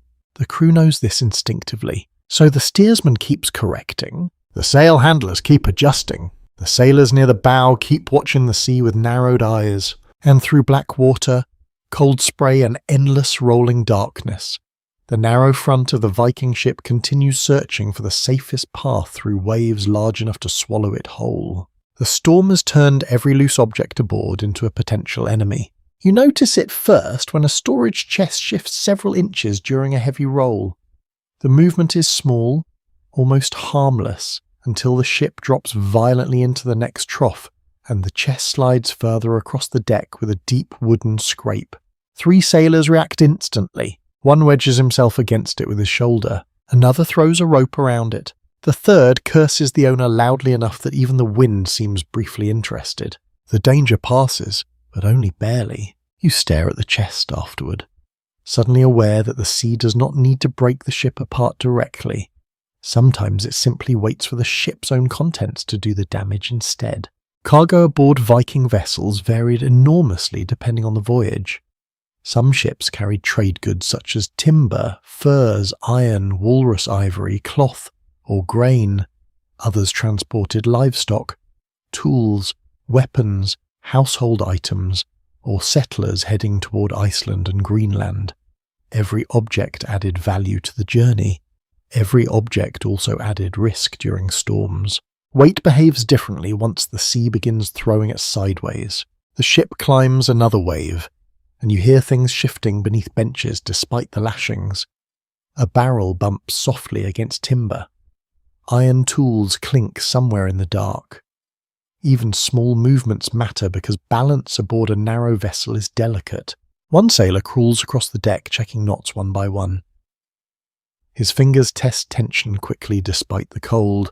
Another adjusts stones stacked low in the hull. At first you mistake them for random ballast. Then you realize they are helping stabilize the vessel. Archaeological discoveries from Viking ships show that crews often use ballast stones to improve stability at sea. These heavy stones helped lower the vessel's center of gravity, especially important in rough water. Yet ballast required careful management. Too little could make the ship dangerously unstable. Too much weight in the wrong place created different problems entirely. The sailor nudges one stone tighter into place using his boot. A moment later the ship rolls hard to port and you suddenly appreciate his effort very much. Water surges across the deck again. Buckets slide. A loose cup vanishes beneath a bench. Someone lunges after it with surprising determination, which tells you 2 things. First, supplies matter aboard ship. Second, people become emotionally attached to ordinary objects when exhausted and freezing. You grip the rail while another heavy swell passes beneath the hull. The motion feels less random now, more dangerous, certainly, but also more understandable. Every part of the ship responds to weight differently. You can feel when cargo shifts slightly. The vessel develops a slower hesitation before correcting itself. The crew notices too. One man crawls toward a stack of bundled supplies secured beneath leather coverings. He tightens the ropes while seawater slaps across his arms.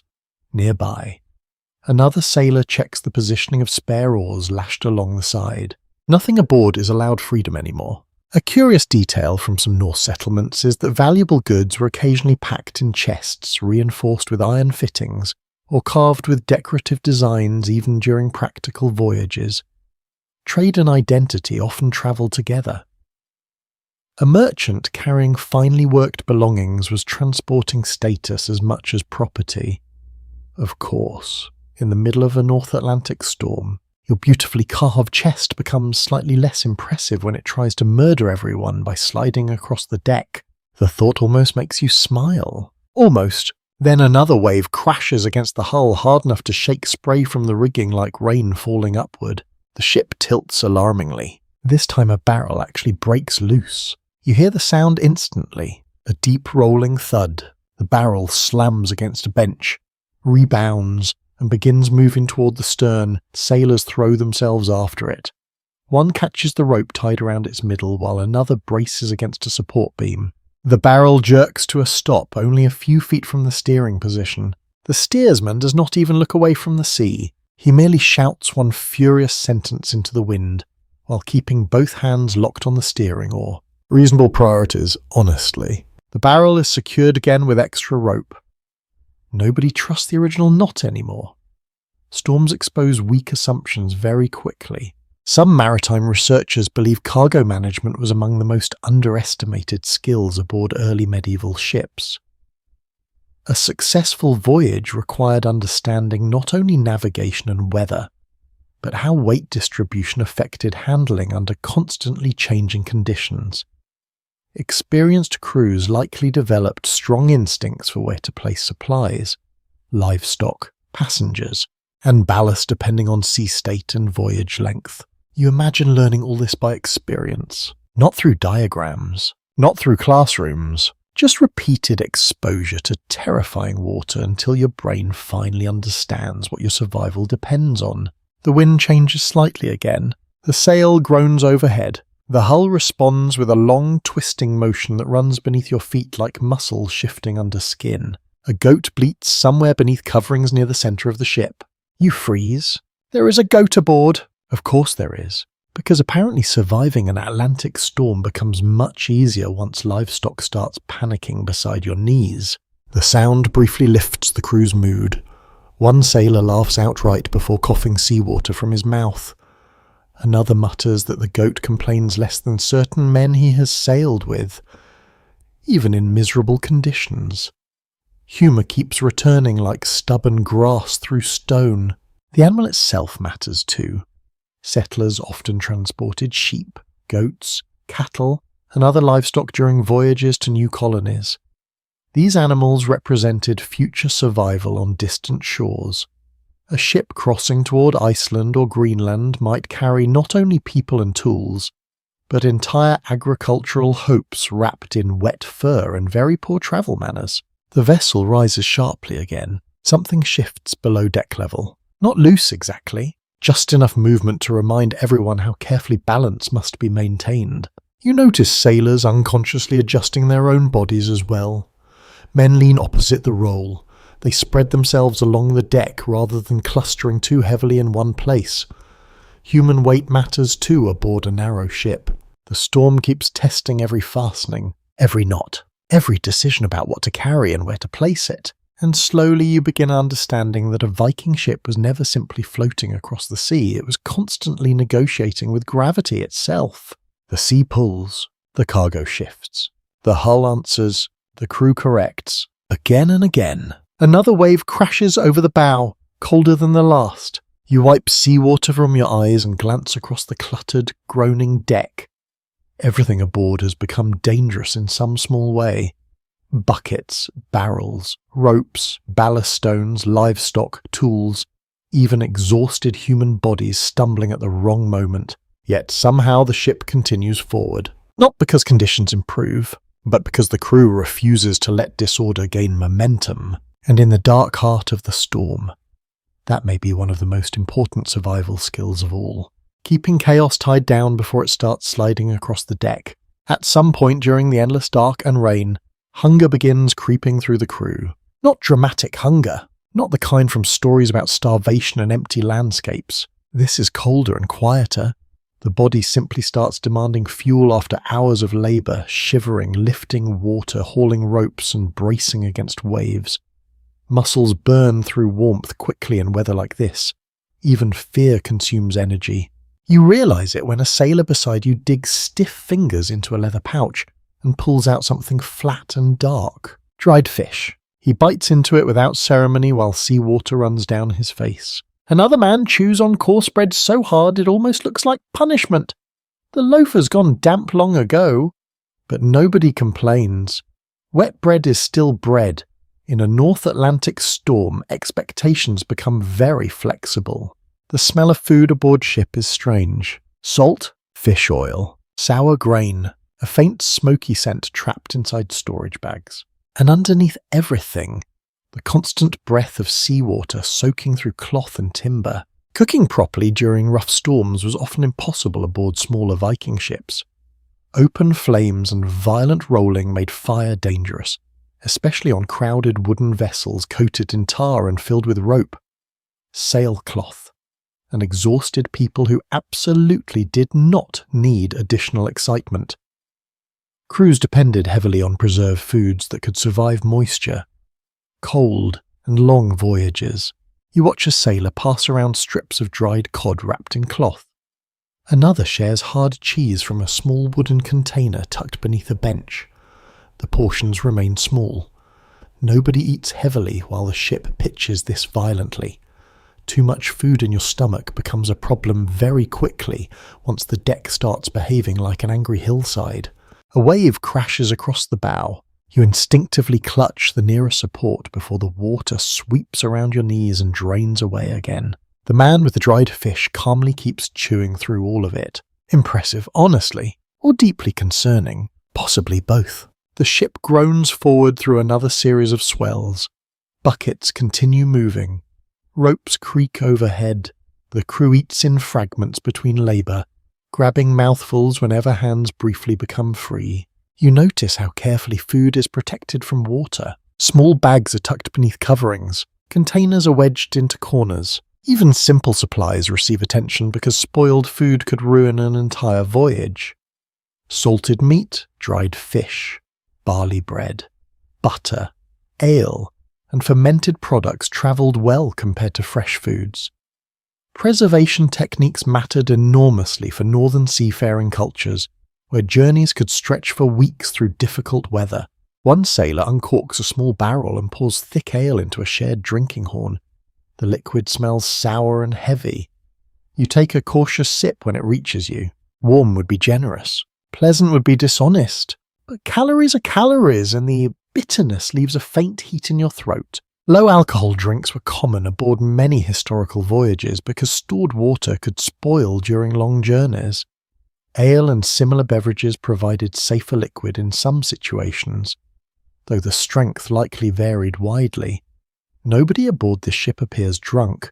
They simply appear wet, tired, and powered mostly by fish and stubbornness. The storm rumbles onward. The sky remains the colour of old iron. Somewhere beneath a covering near midship, the goat complains again. A sailor tears off a tiny piece of bread and feeds it to the animal with exaggerated kindness, while muttering that at least one creature aboard still has the sense to complain properly. The others laugh briefly. Even tiny moments of normal behaviour feel valuable now. A curious tradition mentioned in a few medieval northern sources describes sailors carrying foods believed to bring luck at sea. Certain meals might be avoided before voyages, while others were associated with strength or favourable crossings. It is difficult to separate genuine maritime custom from later storytelling. But human beings have always attached meaning to food during dangerous journeys. When survival feels uncertain, rituals become comforting. Your own hand shakes slightly while eating, partly cold, partly exhaustion. You notice that the crew rarely stops moving entirely. Even while chewing, men continue adjusting ropes with one hand. Others eat while crouched near buckets or steering gear. Nobody sits down for a peaceful meal while the Atlantic attempts to remove the ship from existence. A larger swell rolls beneath the hull. The vessel climbs slowly, hesitates near the crest, then crashes downward hard enough to rattle your teeth. Several sailors immediately check the cargo lashings again. One spits seawater and mutters something about preferring storms on land, which feels like a deeply reasonable opinion. Researchers studying Viking-era voyages often emphasize how physically demanding these crossings truly were. Modern imagination sometimes reduces longships to symbols of conquest and exploration, while forgetting the endless practical hardships involved. Wet clothing, preserved food, cramped conditions, seasickness, cold exposure, and sleep deprivation shaped everyday life aboard these vessels, far more consistently than dramatic battles did. And yes, seasickness absolutely existed. You see proof of that near the stern when one younger crewman leans over the side looking profoundly regretful about several recent life decisions. Another sailor pats him once on the back with complete lack of sympathy before handing him more rope to work with.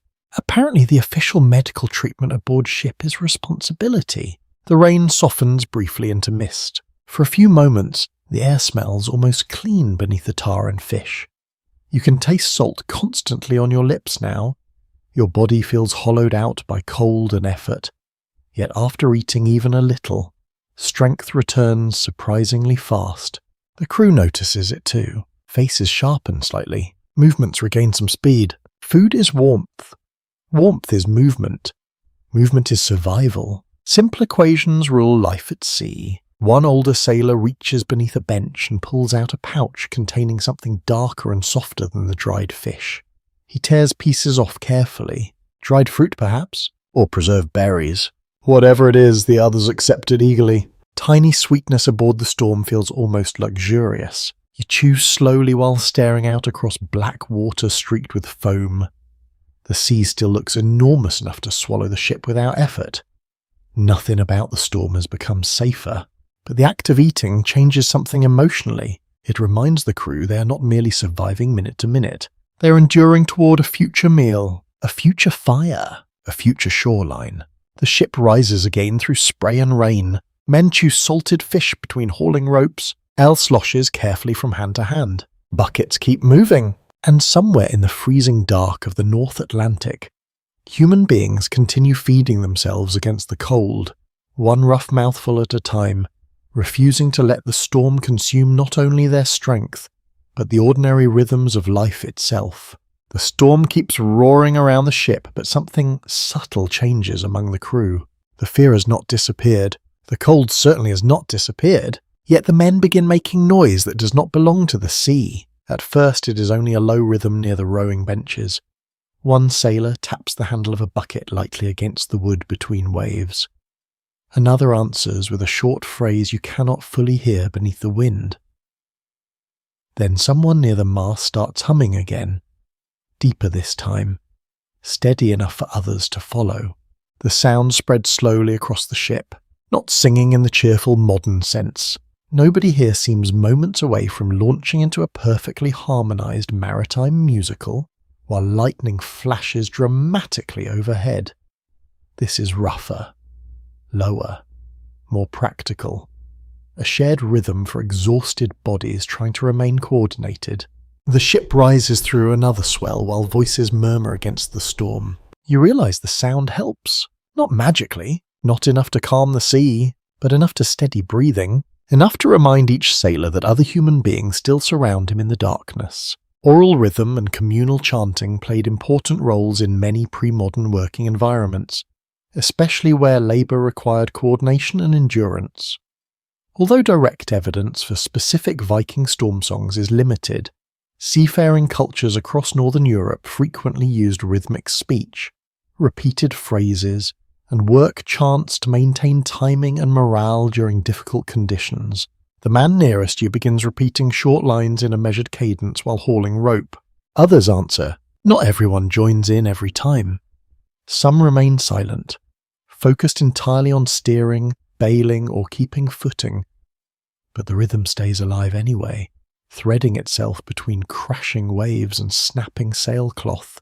You find your own movements adjusting to it. Lift, pass, throw. The timing becomes easier when your body follows sound instead of panic. A burst of laughter suddenly rises from the stern after someone compares the storm to a troll stepping on ducks. You have no idea what that means, but several sailors laugh hard enough to cough seawater immediately afterward. Even the steersman smiles briefly before returning his attention forward. Humour survives surprisingly well aboard miserable ships. Perhaps because it has to. The alternative is sitting silently inside your own fear while the Atlantic shakes the deck beneath you. Human beings are rarely good at enduring that for long. Rain drums across the sail overhead. The rigging hums constantly now, vibrating in the wind like enormous strings. Combined with the creaking hull and rhythmic voices, the ship almost becomes musical in a strange way. Violent music. Cold music. But music all the same. One sailor near the centre benches starts reciting something longer, a story perhaps, or fragments of one. You catch names between gusts of wind, heroes, kings, maybe old voyages. The others respond occasionally with short comments or corrections. Even in the storm, people still argue about stories apparently. That feels deeply human. Long before written culture became widespread in Scandinavia, memory travelled through speech, tales, genealogies, warnings, and practical knowledge passed from one person to another orally. A skilled storyteller aboard ship could preserve morale as effectively as a skilled sailor preserved balance. Both kept people together through difficult nights. The vessel pitches sharply. Several men grab for support. The chanting stops for a few tense moments while the crew handles another difficult wave pattern. Water crashes over the bow, racing ankle-deep across the deck. Buckets overturn. One sailor nearly loses footing before another catches his arm. Then, slowly, the rhythm begins again. Not forced, just resumed. You notice how the sounds aboard help organize labor without constant shouting. A repeated phrase marks the timing of pulling lines together. A hummed tune steadies the pace of bailing. Short bursts of speech keep men alert when exhaustion tries pulling them inward. The storm isolates people naturally. Darkness narrows thought. Cold shrinks the world down to individual discomfort. But rhythm reconnects the crew. A peculiar detail from Icelandic tradition describes sailors using verses not only for entertainment, but also to measure memory, timing, and even navigation details. Poetry in Norse culture was often highly structured and surprisingly technical.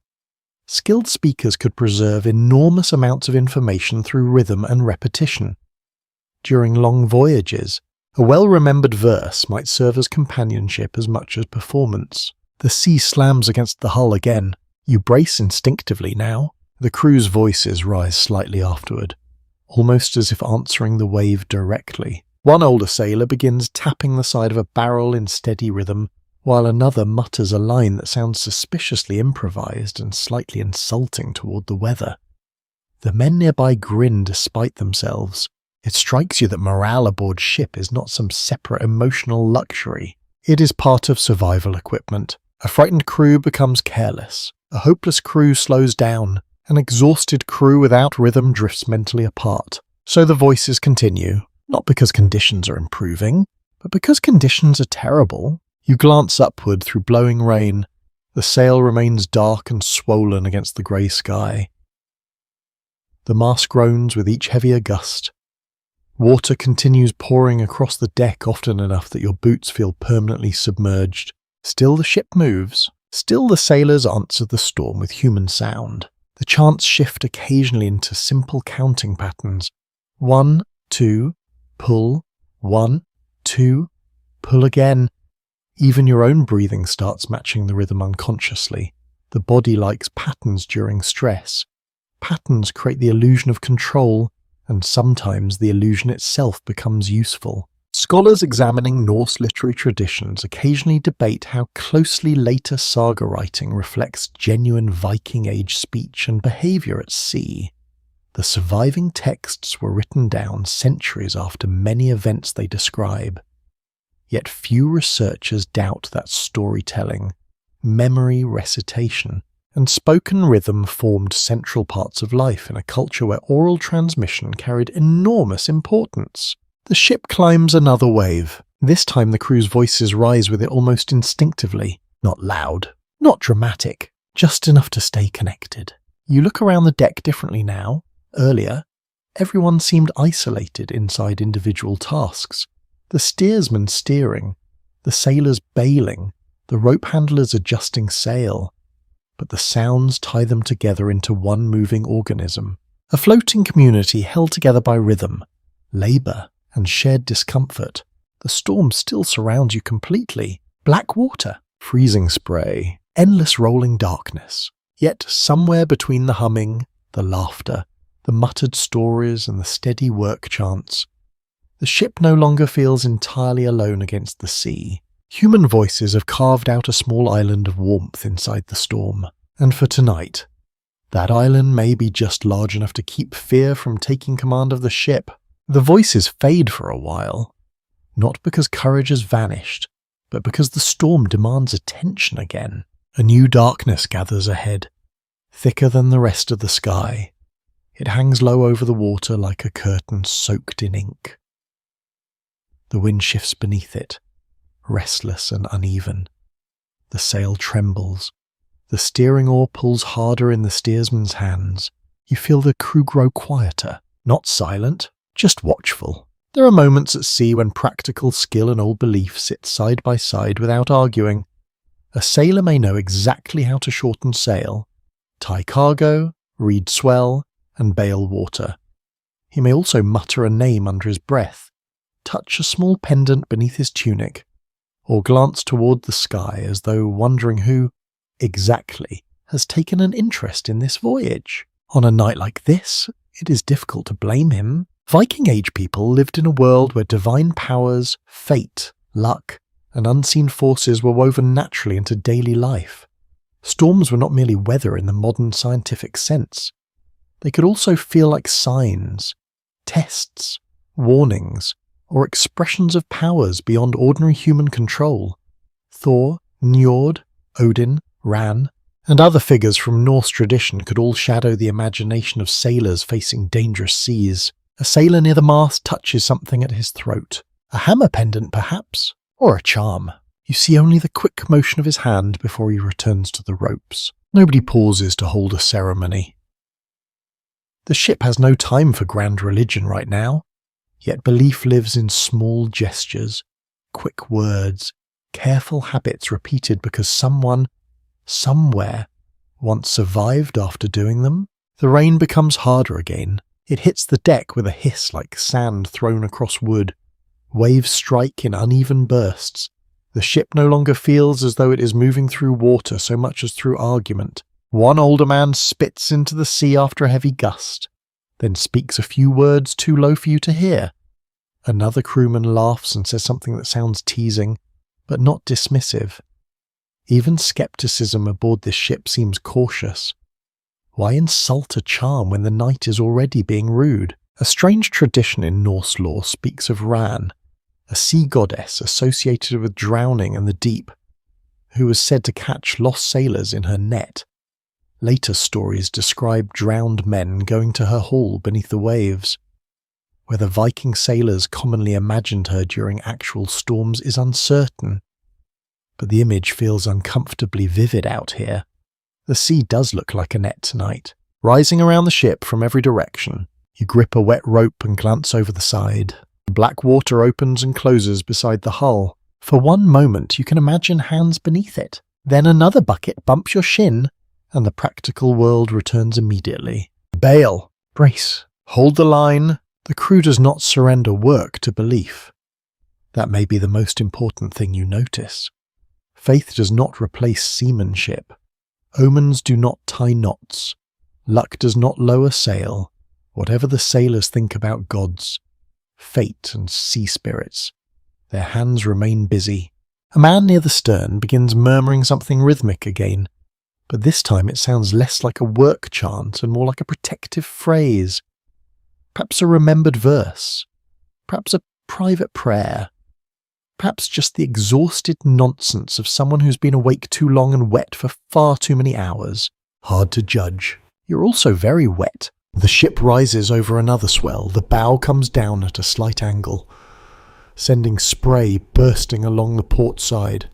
Men lean into the motion. The steering oar corrects. The sail shivers overhead.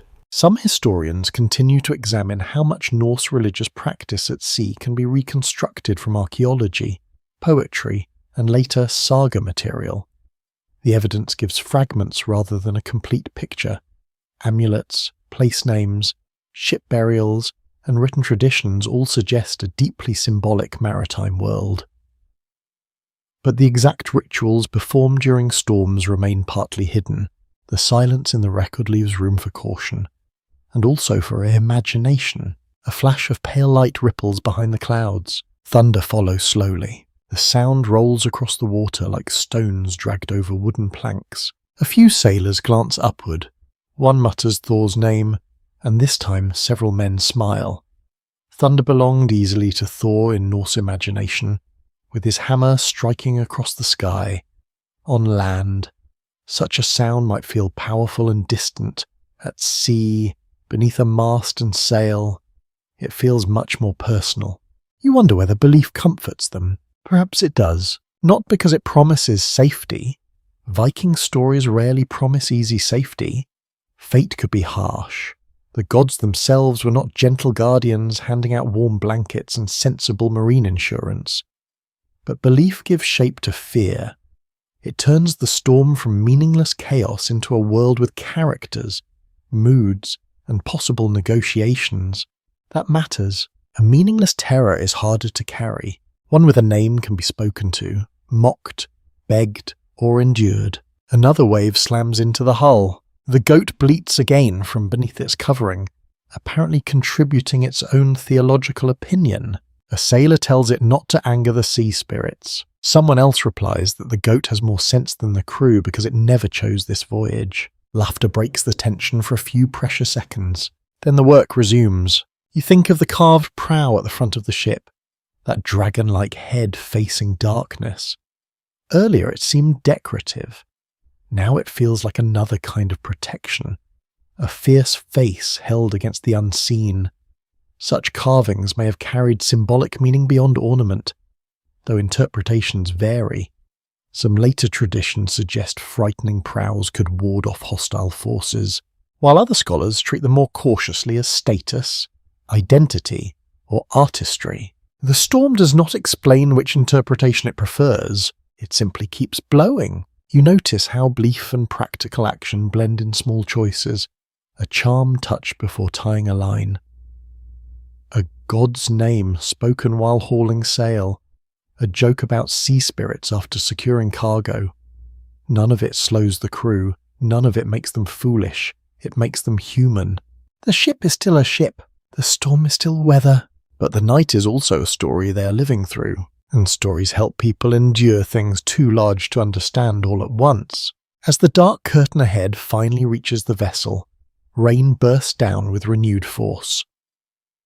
The crew bends into it, heads low, hands working, voices rising briefly through wind and water. Maybe the gods listen. Maybe they do not. Either way, the knots must hold. The bow must face the waves. The buckets must keep moving. And beneath the carved prow, beneath thunder and salt and old names whispered into rain, the ship continues onward through a world where survival belongs equally to skill, luck, memory, and whatever courage remains when the sea feels alive. The storm has erased the sky, not hidden it, erased it. There are no stars now, no moon, no clean line separating sea from cloud. The world beyond the ship has dissolved into wet darkness and blowing grey mist. You stare outward and see almost nothing except waves appearing suddenly beside the hull like moving hills emerging from sleep. For sailors crossing the North Atlantic, this was one of the greatest fears. Not merely bad weather, but losing the sky itself. The crew keeps working, yet a new tension spreads quietly among them. You notice men glancing upward, less often now because there is nothing useful to see there. Navigation becomes uncertain when the heavens disappear. In calmer conditions, Viking sailors likely relied on a combination of coastal landmarks, remembered routes, sun position, stars, currents, wind direction, migrating birds, and experience built across repeated voyages. Open ocean travel demanded careful observation because magnetic compasses were not yet widely used in northern Europe during much of the Viking Age. Tonight, observation has become much harder. The ship rises over another swell. Mist blows low across the deck. The sail groans overhead like an old tree bending in winter wind. You move closer to the centre benches while the steersman keeps the bow angled carefully into the waves. Direction still matters even when no destination can be seen. That realization feels strangely unsettling. The crew may not know precisely where they are at this moment, but they must continue behaving as though orientation remains possible.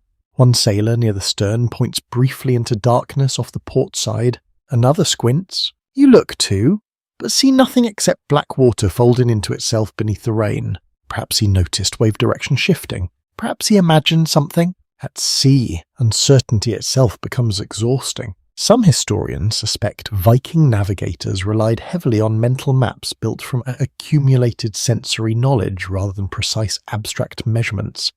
The feel of swell beneath the hull, prevailing winds during certain seasons, bird patterns, cloud behaviour near land, and even watercolor could all contribute to orientation.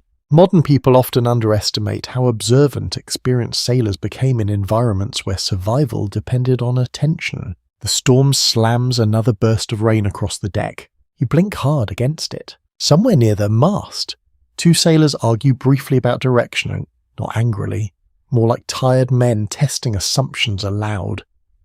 One gestures toward the waves. The other shakes his head and points into the wind instead. Neither sounds completely certain. That uncertainty spreads through you immediately. Land could be anywhere now. Ahead, behind, farther north than intended, or terribly absent altogether. One strange medieval account from northern waters describes sailors becoming deeply uneasy when seabirds vanished completely for too long. Birds often hinted at nearby coasts, islands, or fishing grounds. Their absence suggested dangerous distance from land. Tonight, the sky contains no birds at all, only rain and darkness. The crew responds to uncertainty by focusing harder on routine. Buckets continue moving. Ropes are checked again. Cargo remains secured. The steersman keeps the bow steady. Practical work becomes emotional protection. As long as tasks continue properly, panic stays manageable. You realize navigation at sea is not simply about knowing location. It is also about preserving confidence. A frightened crew imagining itself hopelessly lost may begin making desperate choices. Calm judgment matters as much as directional accuracy. The ship rolls heavily. One sailor braces himself beside a bundle of supplies and stares into the mist for several long seconds. Perhaps he searches for wave reflections that might hint at cliffs or shoreline. Experienced mariners sometimes learn to notice subtle differences in swell near land masses where waves reflected or broke irregularly. But the Atlantic reveals little tonight. Only motion, only cold, only endless water. A sailor near you suddenly reaches beneath his cloak and removes a small carved object hanging on a cord. He studies it briefly before tucking it away again.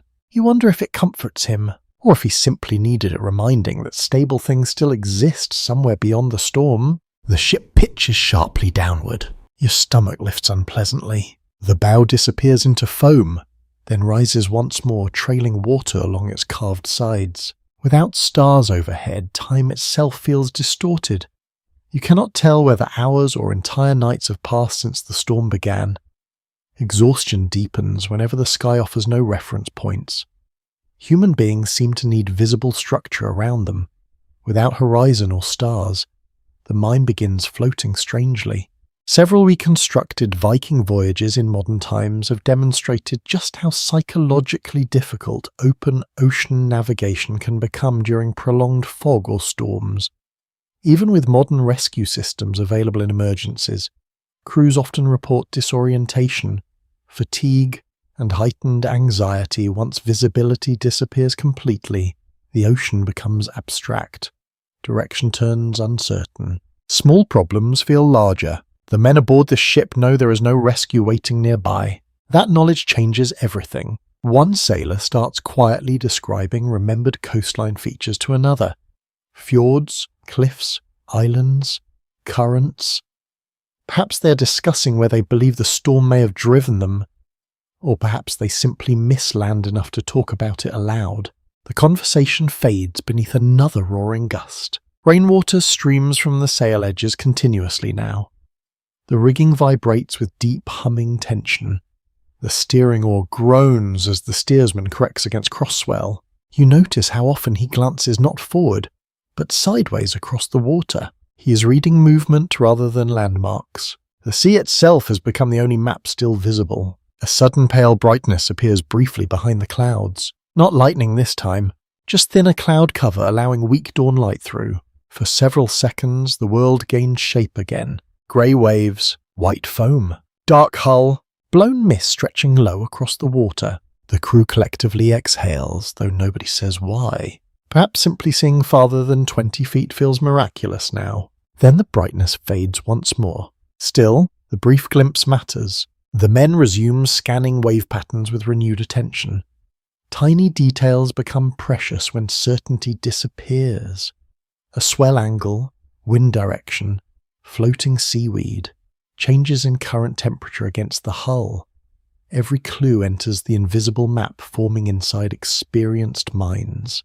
You begin understanding that Viking navigation was never only about instruments or stars. It was about continuous interpretation. The sea spoke constantly through motion, wind, birds, currents, and weather. The sailors answered by remembering, comparing, guessing carefully, correcting, and enduring long stretches where no answer could be fully trusted. The storm keeps the sky hidden.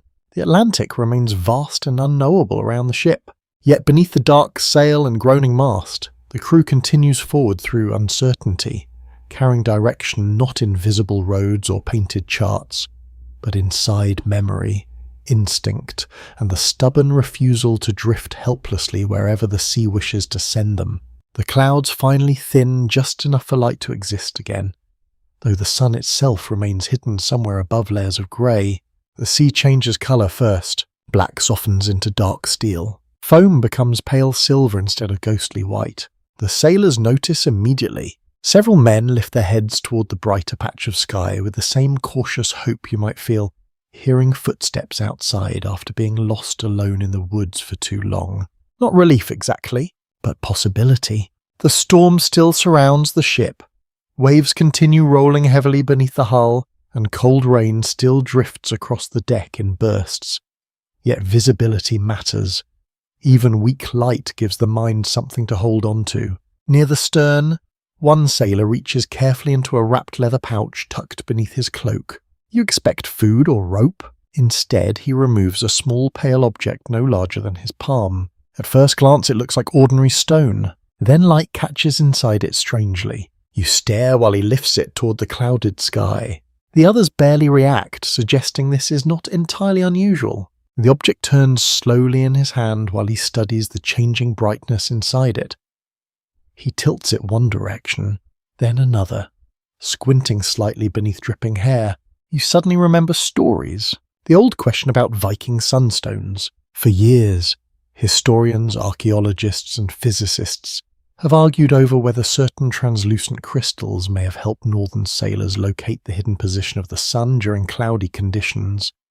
One candidate often discussed is Iceland spar, a type of calcite capable of polarizing light under certain conditions. Such stones can reveal subtle directional changes even when the sun itself is obscured.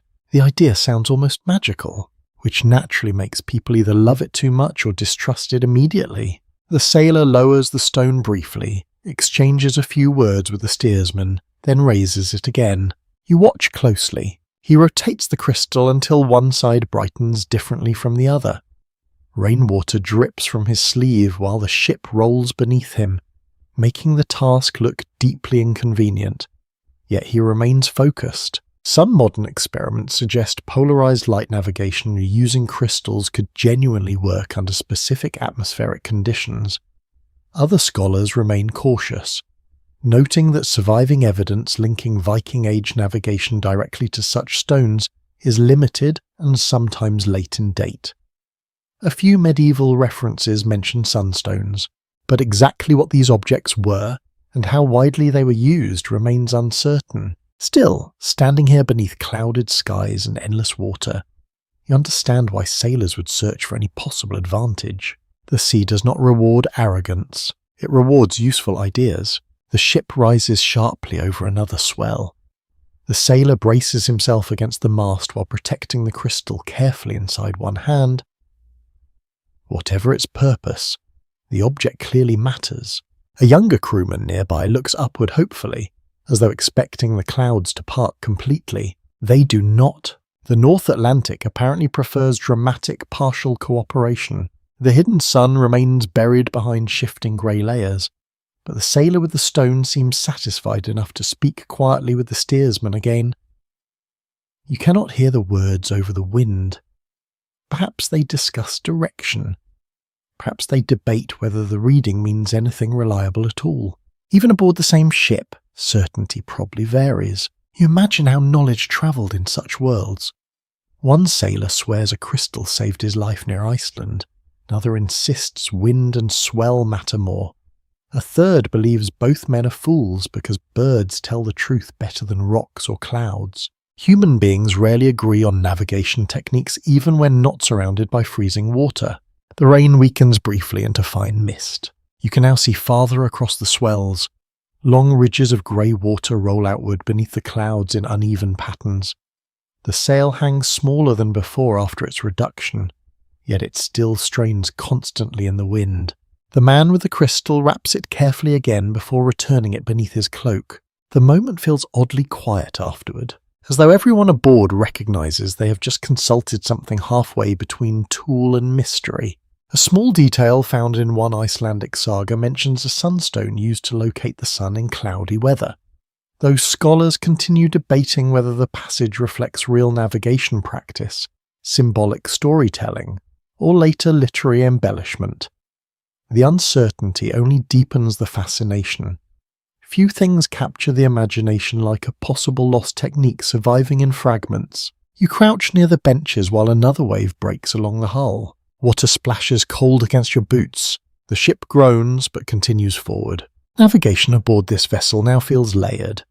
Sailors read wave direction, wind shifts, bird absence, cloud brightness, memory, instinct, and perhaps even crystals catching hidden sunlight. No single method guarantees safety.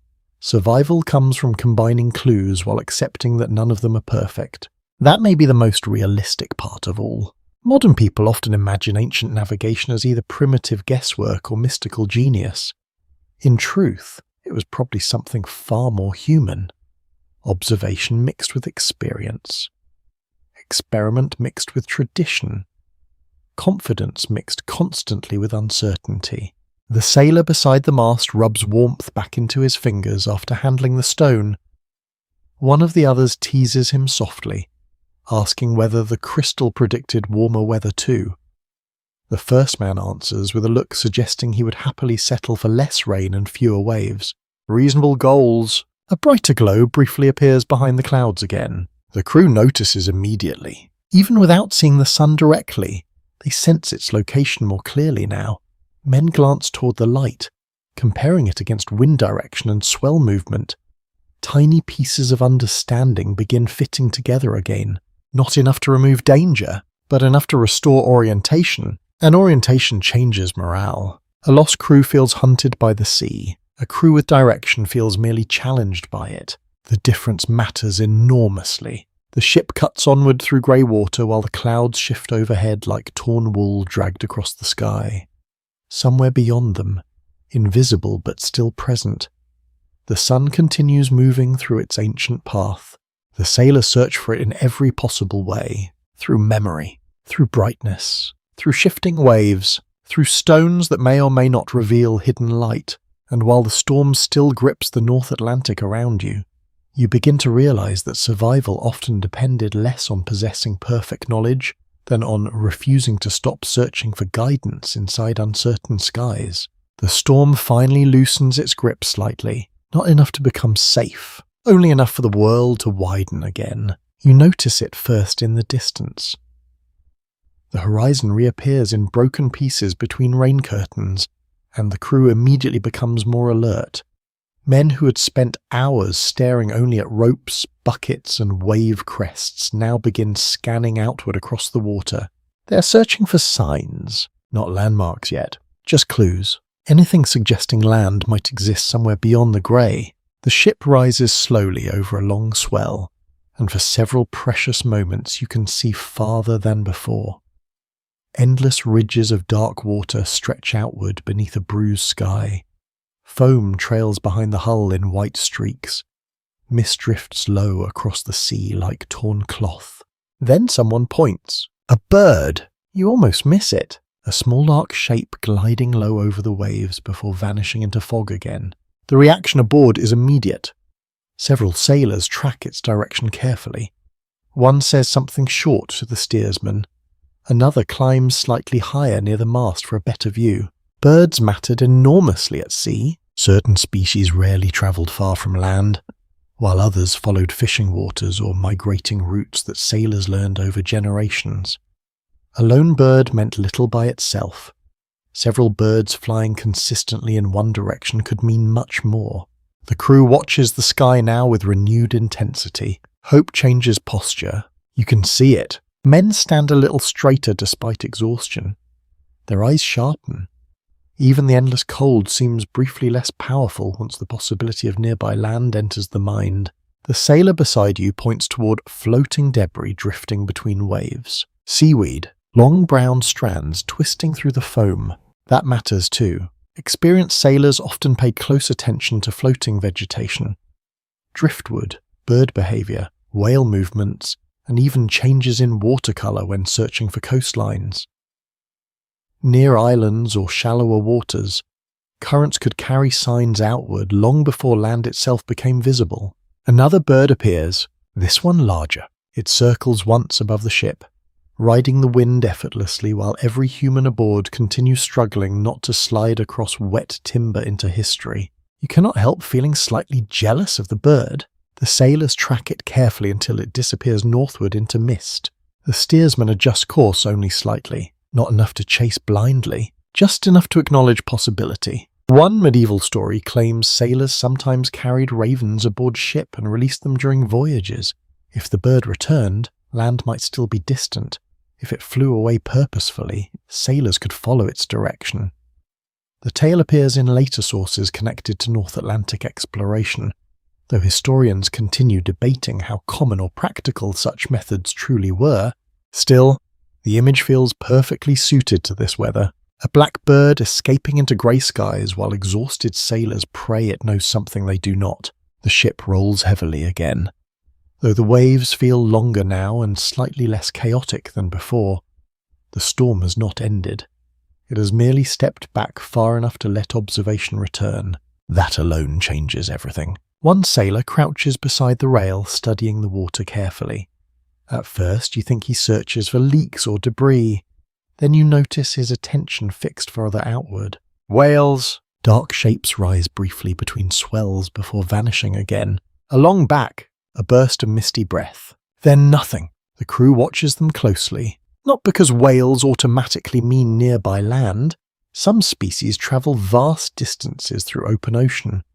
But whale behavior, feeding patterns, and migration routes could still provide indirect clues about water conditions and ecological zones familiar to experienced mariners. The Atlantic speaks through living things as much as through waves. The men aboard seem to understand that instinctively. You realize how different their relationship with nature is from modern habits.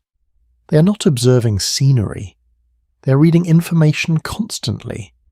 Every bird, cloud, current, gust, and floating branch enters a giant mental network of possibilities. A gull cries somewhere beyond the mist. The sound cuts sharply through the wind. Several heads turn immediately. There is something deeply emotional about hearing land-associated birds after endless storm darkness. Even if the coastline remains invisible, the possibility begins reshaping the crew's imagination. People think differently once they believe survival may soon include dry ground. A sailor near the mast grins for the first time in hours.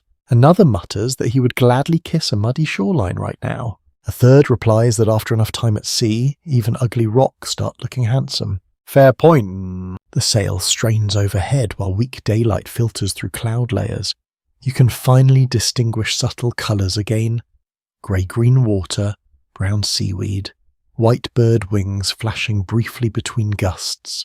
The world no longer feels entirely erased. Archaeological evidence from Viking expansion across the North Atlantic suggests these sailors became highly skilled at interpreting environmental patterns far beyond simple direction finding. Successful settlement of places like Iceland and Greenland required noticing migratory behaviour, fishing zones, weather cycles, and navigational clues hidden within harsh maritime ecosystems. None of this made voyages safe. It merely made survival more possible. Another whale surfaces off the starboard side, closer this time. The creature rises silently beside the ship, huge and dark beneath rolling water.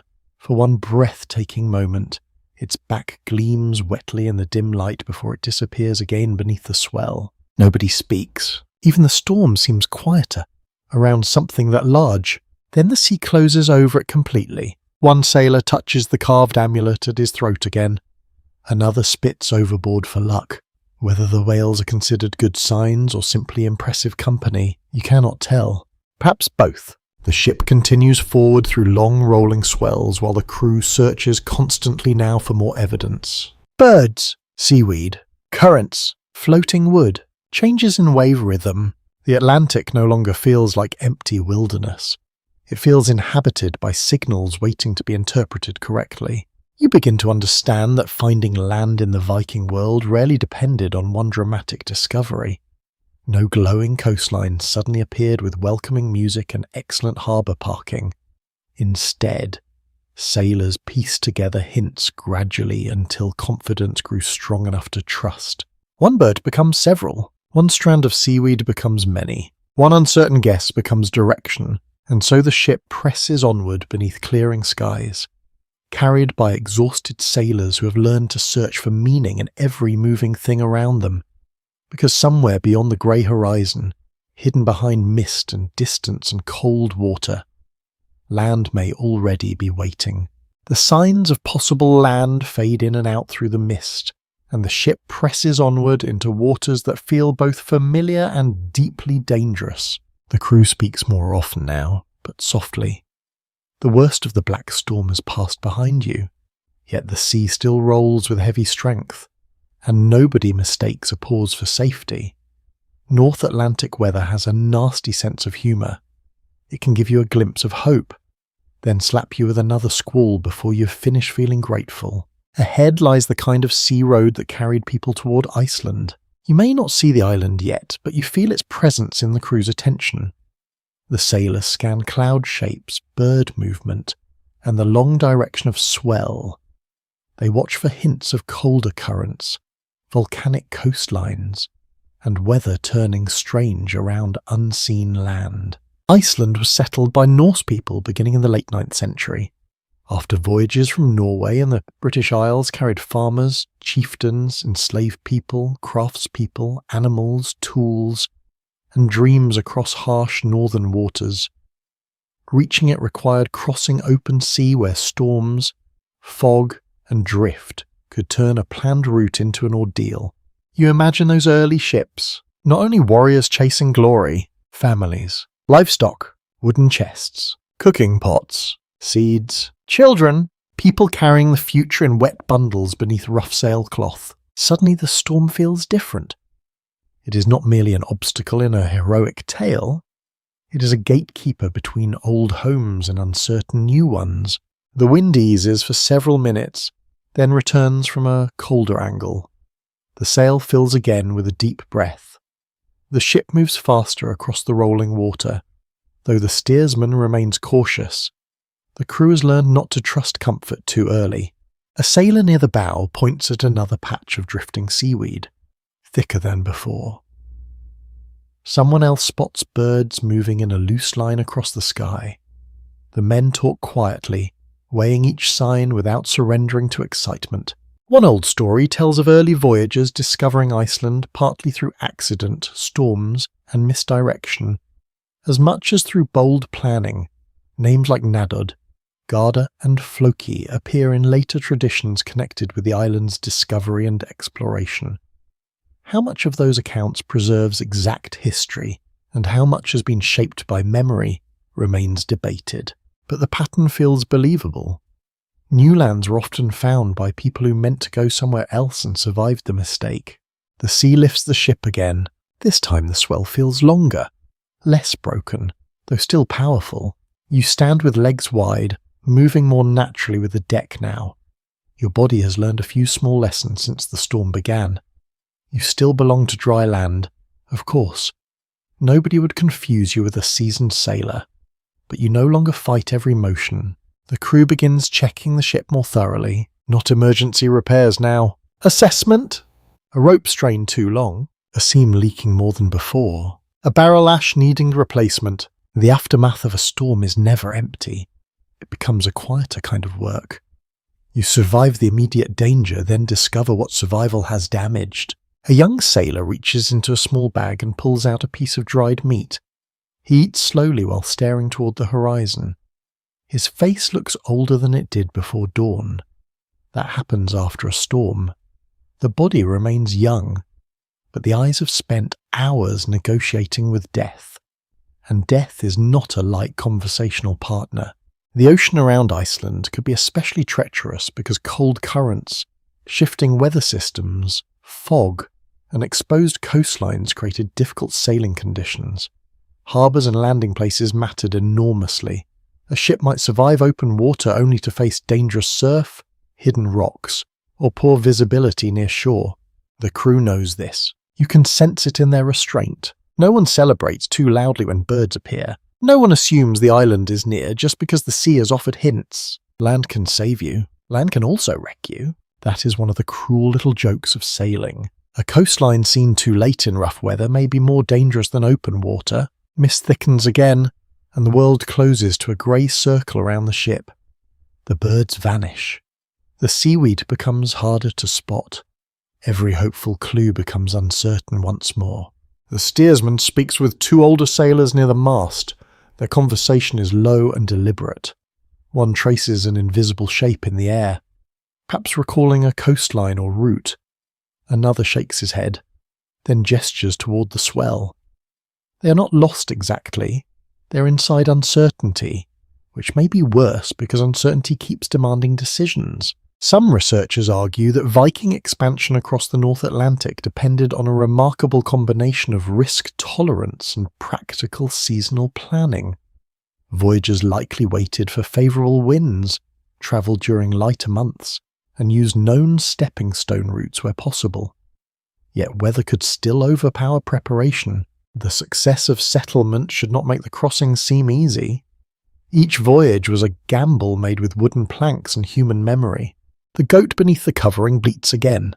A sailor tells it that if it wishes to complain, it may swim the rest of the way. Another responds that the goat would probably navigate better than half the crew. Laughter returns, brief but warmer now. The sound drifts across the deck and disappears into mist. You look toward the bow and imagine Iceland beyond the grey. Black beaches, green valleys, steam rising from geothermal ground, mountains under cloud. To people arriving from sea after such weather, land must have seemed almost unreal. A dark shape appearing where the world had been nothing but water.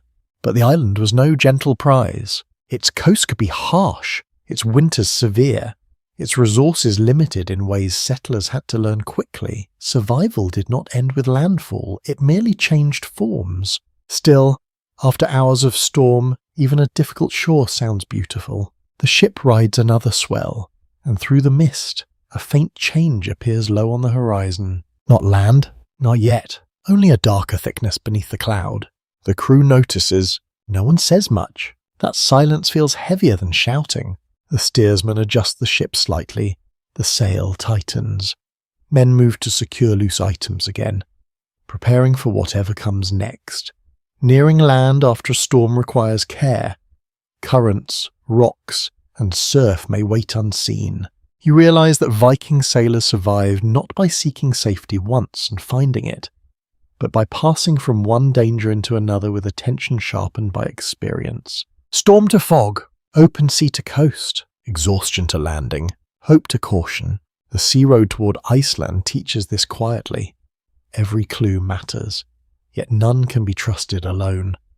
Every mile survived brings you closer to shelter and closer to new hazards.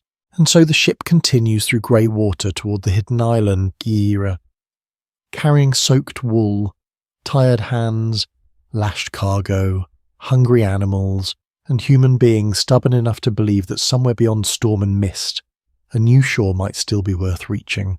The sea grows colder. You cannot measure it exactly. Yet everyone aboard seems to feel the change at the same moment.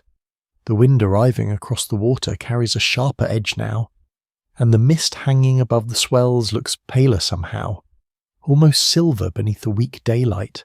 The crew begin speaking of Greenland, not loudly, not confidently, more like men discussing a difficult relative who lives far away and enjoys testing visitors for sport. You move closer to the centre benches while another burst of freezing spray sweeps across the deck. Your hands ache immediately despite the wool wrapped around them. The sailors hardly react anymore. They wipe water from their eyes, tighten ropes, and continue working with the slow endurance of people who know discomfort has become permanent. Voyages to Greenland pushed Viking seafaring into some of the harshest maritime environments they regularly attempted. Colder currents, drifting sea ice, fog, violent storms, and enormous distances separated settlements from the familiar coasts of Norway and Iceland. Even reaching Greenland during favourable seasons demanded careful timing and extraordinary resilience. The ship rolls heavily through another long swell. This water feels different from the storm farther south. Heavier, perhaps, more silent between gusts. You glance outward and notice small, pale fragments drifting across the surface. At first you mistake them for foam until one sailor points with obvious irritation. Ice. Not large pieces, just scattered slushy fragments carried by the currents. Still enough to tighten every expression aboard. The sailors immediately begin scanning the water more carefully. Floating ice could damage hull planks, jam against steering gear, or signal larger masses hidden within fog. A narrow wooden ship crossing northern waters had little interest in colliding with frozen objects larger than itself. Reasonable position, honestly. One crewman uses a hooked pole to push a drifting chunk safely aside as it scrapes near the hull. The sound is unpleasant, a brittle grinding noise against wet timber. The steersman mutters something dark under his breath. You suspect Greenland inspires that kind of language frequently. The sagas describing Greenland voyages often mention difficult weather, drifting ice, starvation fears, and isolation. Even successful settlements existed at the edge of environmental possibility. Farming there required adaptation, patience, and a willingness to survive long winters with limited resources. The sea routes connecting Greenland to Iceland and Norway were lifelines, but dangerous ones. A colder gust tears across the deck. Your wet clothing stiffens slightly where seawater has begun drying into salt along the edges. Several sailors pull their cloaks tighter. One wraps additional wool around his neck before returning to the rigging. The sky darkens again overhead, though not with the violent fury of the earlier storm. No. This feels quieter, more patient. Fog thickens low over the water until distant waves disappear completely. The ship seems suspended inside moving grey emptiness. Every sound grows strange in fog. The creaking hull feels louder. The splash of waves echoes oddly. Voices flatten into the mist. A sailor near the bow listens carefully between gusts. You realise he is trying to hear surf. That thought unsettles you. Land nearby could mean shelter, or cliffs, or hidden rocks waiting beneath rough water. One of the crew mentions pack ice farther west during certain seasons. Another responds with a story about a ship trapped for days among drifting floes. The details blur beneath wind and spray. But the mood changes. Even hardened sailors respect ice differently than storms. Storms move, ice waits. Some archaeologists studying Norse Greenland settlements believe changing climate conditions likely affected long-term survival there in complex ways. Shorter growing seasons, colder weather patterns, shifting trade networks, and sea ice conditions may all have contributed to increasing hardship over time. The sea routes themselves could become less predictable and more dangerous depending on seasonal conditions. You imagine trying to navigate these waters in darkness. No engines, no rescue ships, only memory, sailcloth, stars when visible, and the endless negotiation between courage and caution. The ship rises sharply over another swell, and for a brief instant the fog parts enough to reveal something far off to starboard. White shapes, not waves, larger. The crew sees them too. Icebergs. Distant, thankfully, drifting like pale mountains through the mist. No one speaks for several moments afterward. The sight changes the scale of everything around you. Storm waves feel temporary. Icebergs feel ancient. They move slowly, silently, carrying frozen weight older than kingdoms. One sailor spits overboard after seeing them. Another grips the rail harder. The ship continues carefully onward. A curious detail preserved in later accounts of northern sailing described ice sometimes making strange noises in foggy weather. Cracking, groaning, distant booming sounds carried across cold water.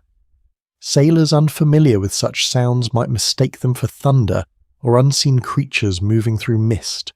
You listen now, and there it is, faint, a deep cracking sound somewhere beyond visibility. The noise travels through fog with eerie softness. The goat beneath its covering bleats nervously in response, which feels entirely appropriate.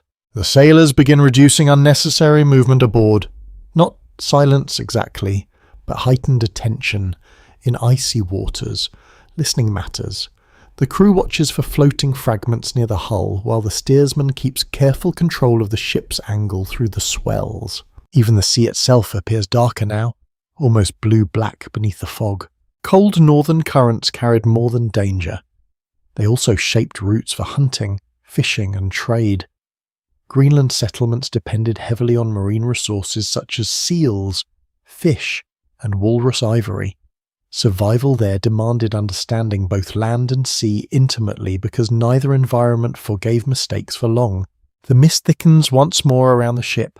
You can no longer see the distant icebergs. Only the memory of them remains hanging in your mind. The crew works steadily beneath dripping rigging and reduced sail. Faces appear pale beneath wet hair and salt streaks. Every man aboard looks smaller against the vastness surrounding the vessel now. Not weaker, just human, and perhaps that is the true lesson of Greenland's sea roads. These voyages were never triumphs over nature. They were negotiations with it. Temporary agreements earned through skill, endurance, and luck. The hull creaks softly beneath your feet, while cold fog closes tighter around the ship.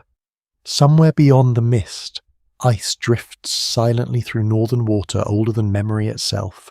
Yet still the sailors keep moving westward, toward distant settlements, toward harsh coastlines, toward a frozen edge of the known world where survival depended on reading every wave, every gust, every shifting patch of fog before the sea decided your voyage had gone far enough.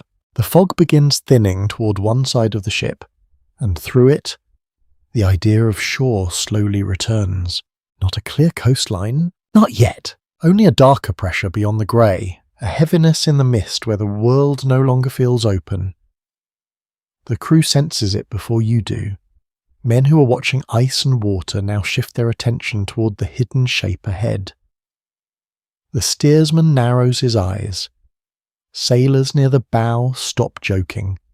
Even the goat falls quiet, which might be the most convincing sign of all. Land is close enough to change the air. You smell it faintly beneath salt and tar. Wet stone, seaweed, cold earth. After so long surrounded by water, even that thin breath of shore feels enormous. But no one celebrates. A Viking ship could cross violent open sea, endure fog, dodge ice and survive storm winds, only to be destroyed in the final approach to land.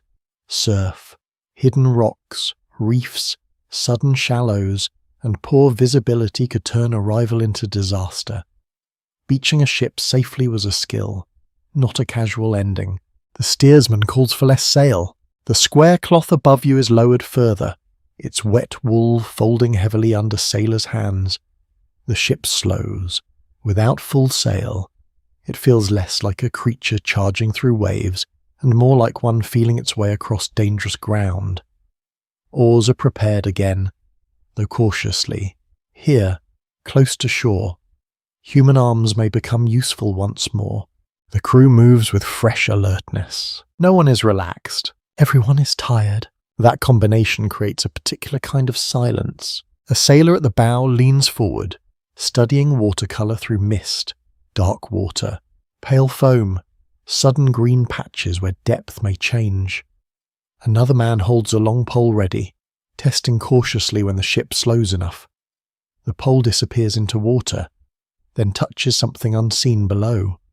He calls out depth in short phrases. The seafloor has returned. After endless deep water, the idea of something beneath the ship feels both comforting and threatening. The hull rises over a swell, and suddenly you hear it. Surf! A low steady thunder ahead, not the crashing roar of storm waves in open water, but the heavier repeated claps of water striking shore. The sound travels through fog before the shore itself appears. It makes every sailor aboard more careful. One practical advantage of Viking ships was their shallow draft. They could approach beaches, rivers, and low shorelines where deeper vessels could not go.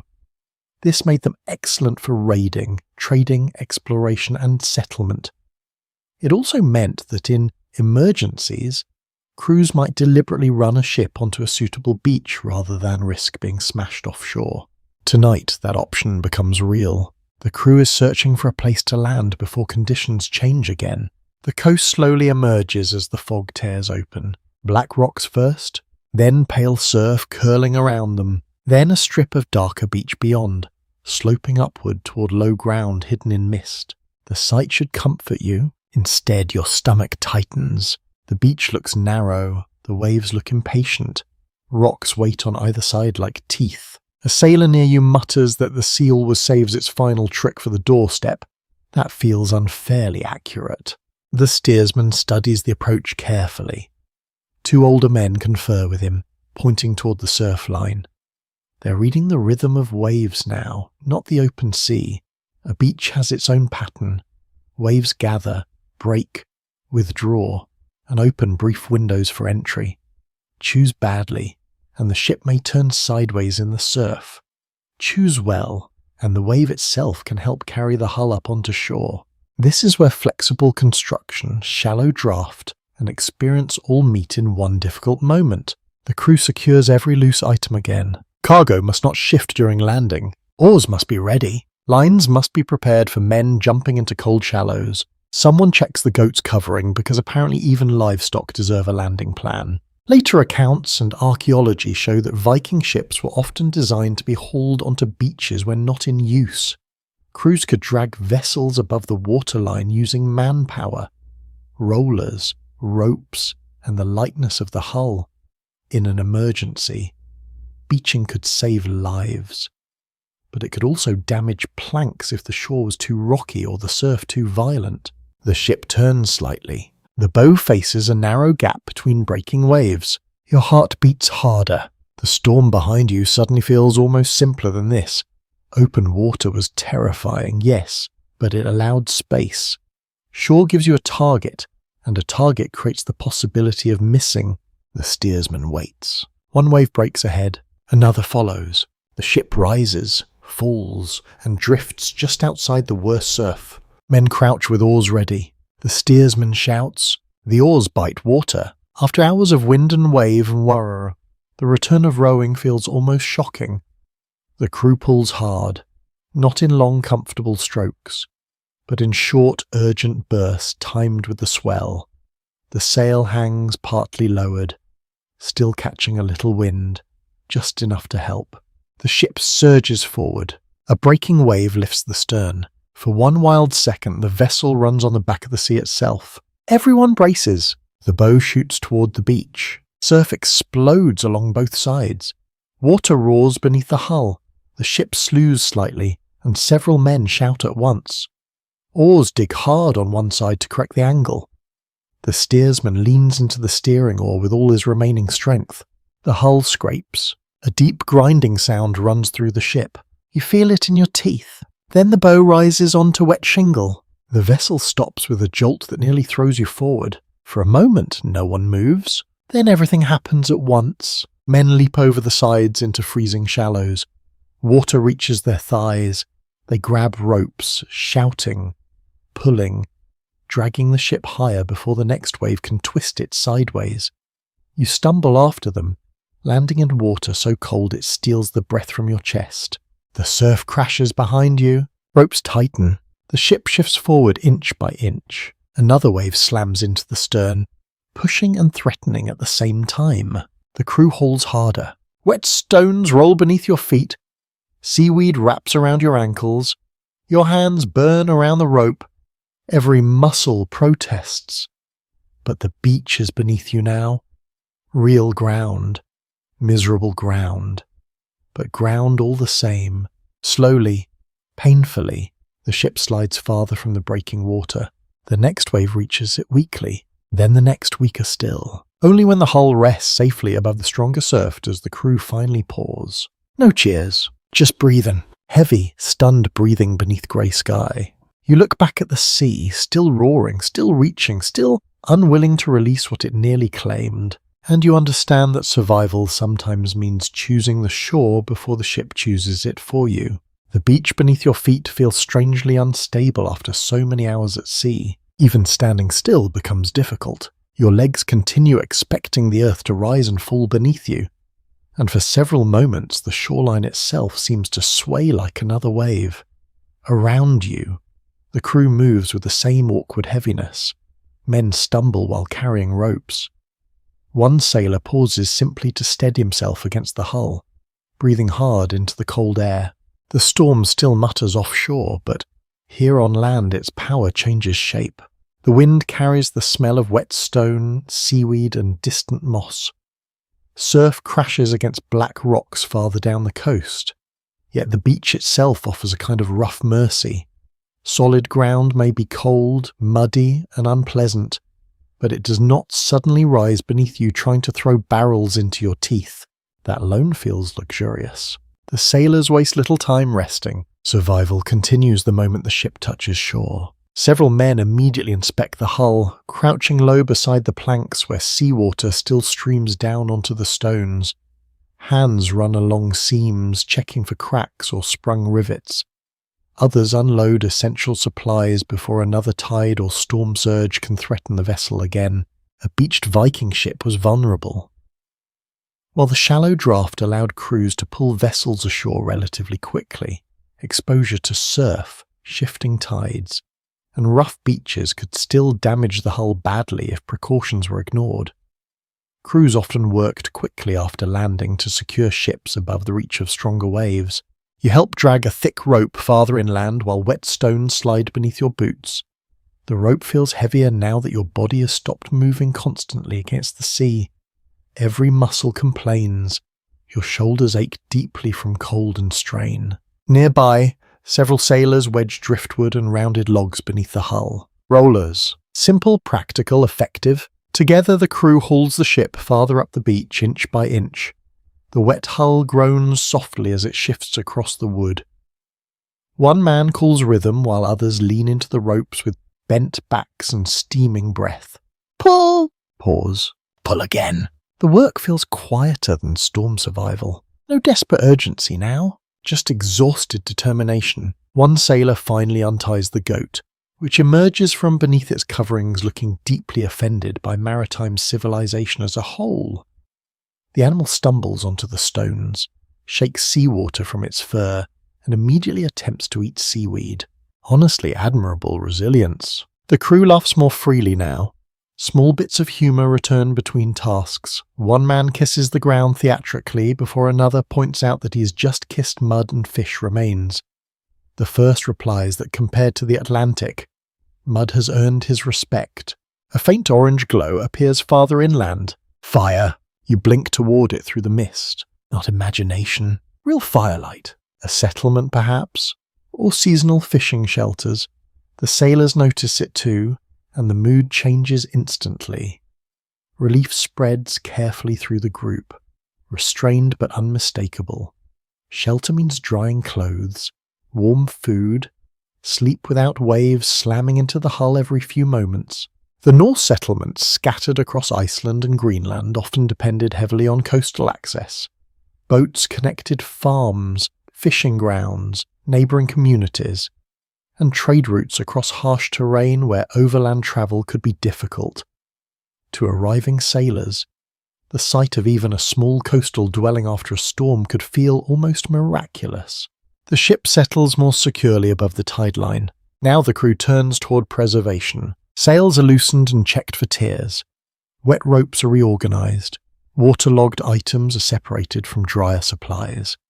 One man carefully examines iron rivets along the hull while another scrapes ice from a fitting near the stern. Everything aboard the ship requires attention after heavy weather. Storms leave hidden damage behind. You kneel near the bow and touch the wood. The planks feel rough beneath your cold fingers, swollen slightly from seawater. Tar scent rises strongly where fresh scrapes mark the hull from the beaching. This ship survived. That fact feels almost personal now. A sailor nearby begins stacking stones in a rough circle sheltered from the wind. Others gather driftwood and dried turf carried from storage bundles aboard ship. Fire-making becomes urgent. Cold clings to everyone stubbornly now that hard labour is slowing. One intriguing thing about Viking-age travel is how portable daily life had to become.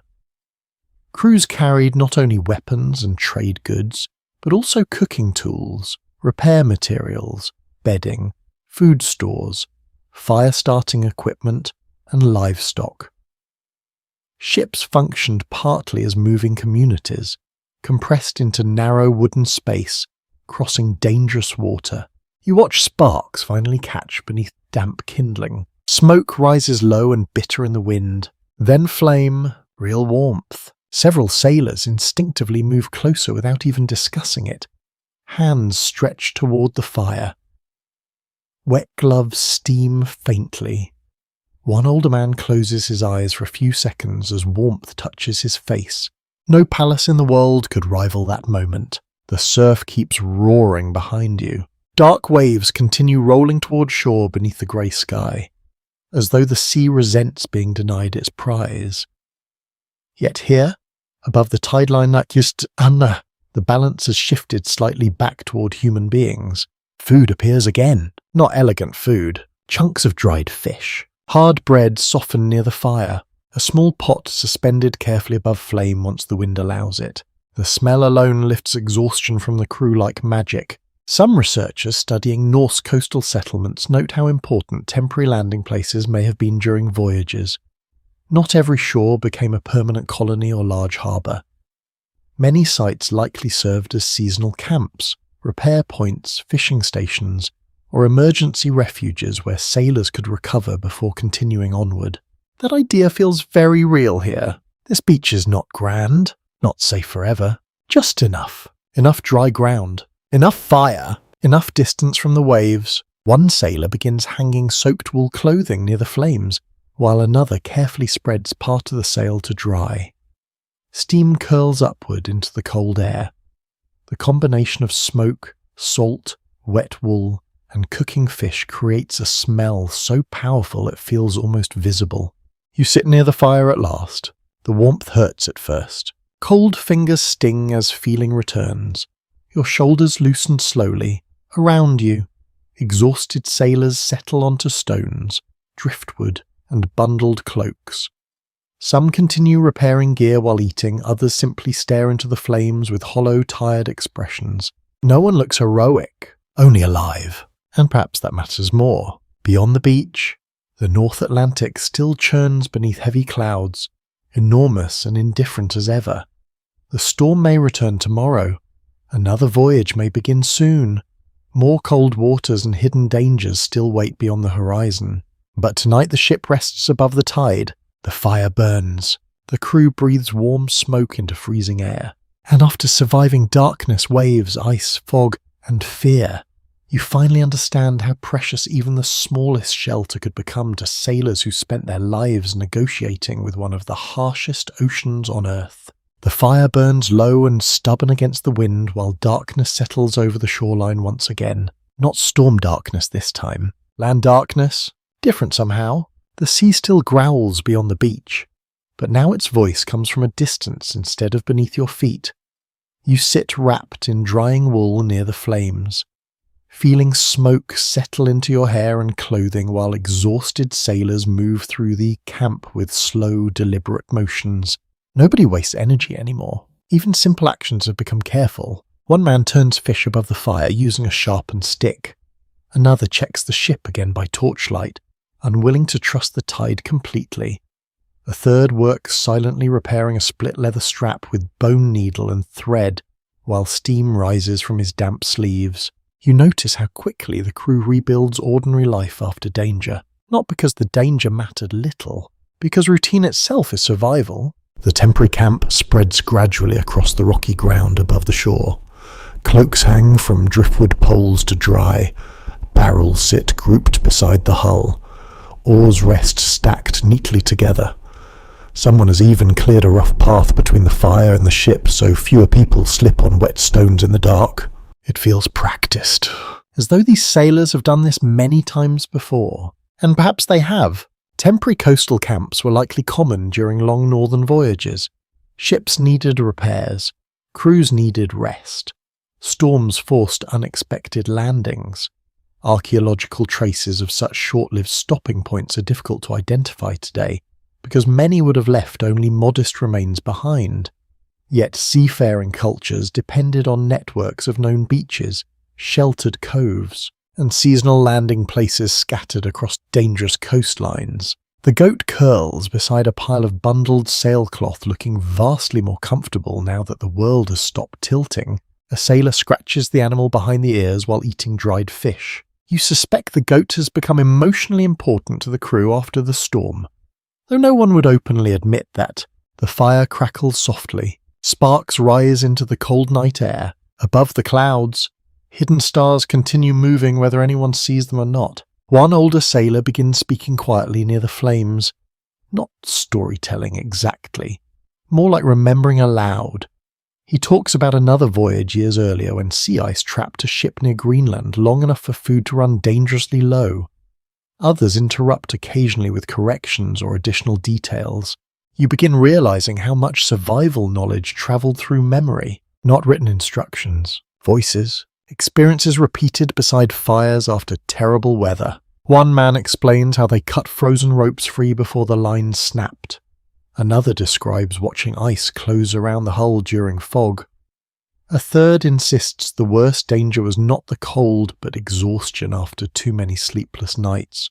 No one sounds dramatic. That makes the stories more convincing. Norse seafaring traditions likely depended heavily on accumulated oral experience passed between generations.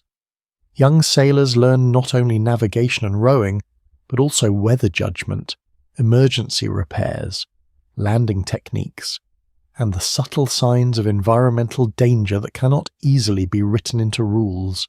The wind shifts inland briefly, carrying sparks sideways across the stones. Several men instinctively glance toward the ship at once. Fire remains useful but dangerous around wooden vessels coated in tar and filled with rope, sailcloth, and dry timber. The campfire sits carefully positioned away from the hull, and someone continues monitoring it constantly, even while eating. Precautions never fully stop. You stretch your hands toward the warmth again. Feeling has mostly returned to your fingers now, though the skin still aches from cold seawater and rope friction. Around you, sailors rub oil or animal fat into cracked hands and weather-beaten skin. Salt destroys softness quickly. One younger crewman removes his boots near the fire, and the smell that follows nearly defeats the entire camp more efficiently than the Atlantic managed all day. The others protest loudly while laughing. He argues that survival earns him the right to dry his feet in peace. The argument remains unresolved. A fragment from medieval northern law codes and sagas suggests that maintaining ships, sails, and shared supplies was often treated as a communal responsibility rather than purely individual labor. At sea, neglect by one person endangered everyone. That attitude still shapes the camp now. Men repair one another's gear without asking. Food passes freely between hands. Even exhaustion becomes shared. The surf continues collapsing rhythmically beyond the darkness. You realize the crew keeps listening to it. Not consciously, perhaps, but everyone notices if the sound changes. A stronger tide, a rising wind, a sudden shift in wave direction. The sea may no longer hold the ship beneath it. Yet nobody truly stops monitoring the water. Sailors carry alertness ashore with them. One man eventually disappears toward the faint lights farther inland and returns later with two strangers wrapped in heavy cloaks. Their speech differs slightly from the crew's, though enough words overlap to make conversation possible. Warm broth arrives in a blackened pot shortly afterward.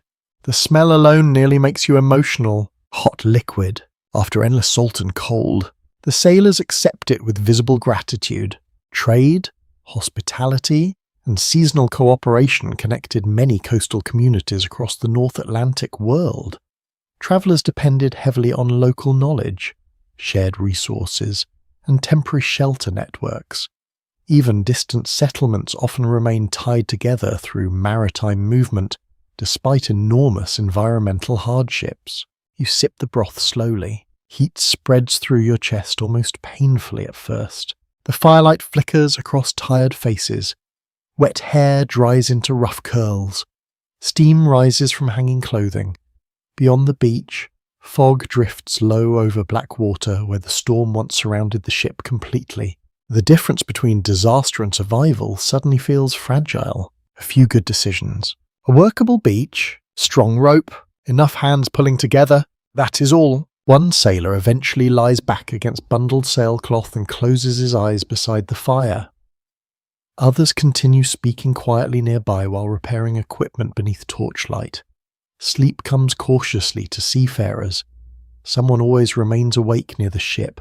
The Atlantic has earned that caution. You look once more toward the dark outline of the vessel resting above the tide. Earlier it was a living thing beneath your feet, twisting through storm waves while wind screamed through the sail. Now it sits silent beneath the night sky, scarred but intact, a shelter made from planks, rope, wool, iron, and human trust. And while smoke curls upward into the cold northern dark, you begin to understand that surviving brutal storms was never only about strength at sea. It was also about what happened afterward. The fire, the repairs, the shared food, the stories repeated softly beside the surf so the next voyage might carry a few more people safely home. Morning arrives slowly over the shoreline. The storm clouds have drifted farther out to sea during the night, leaving behind a cold grey sky streaked with pale light. The beach looks entirely different now that you can finally see it properly. Black volcanic stones glisten beside strips of wet sand. Clumps of seaweed lie tangled along the tide line. Beyond the shore, low hills rise through mist with patches of moss and dark grass clinging stubbornly to the ground. The Atlantic still moves heavily offshore, but its violence feels distant now. You wake wrapped in damp wool near fading embers while the camp already stirs around you. Sailors are awake before the sun fully clears the horizon. Some chew dried fish while inspecting ropes. Others carry water skins inland.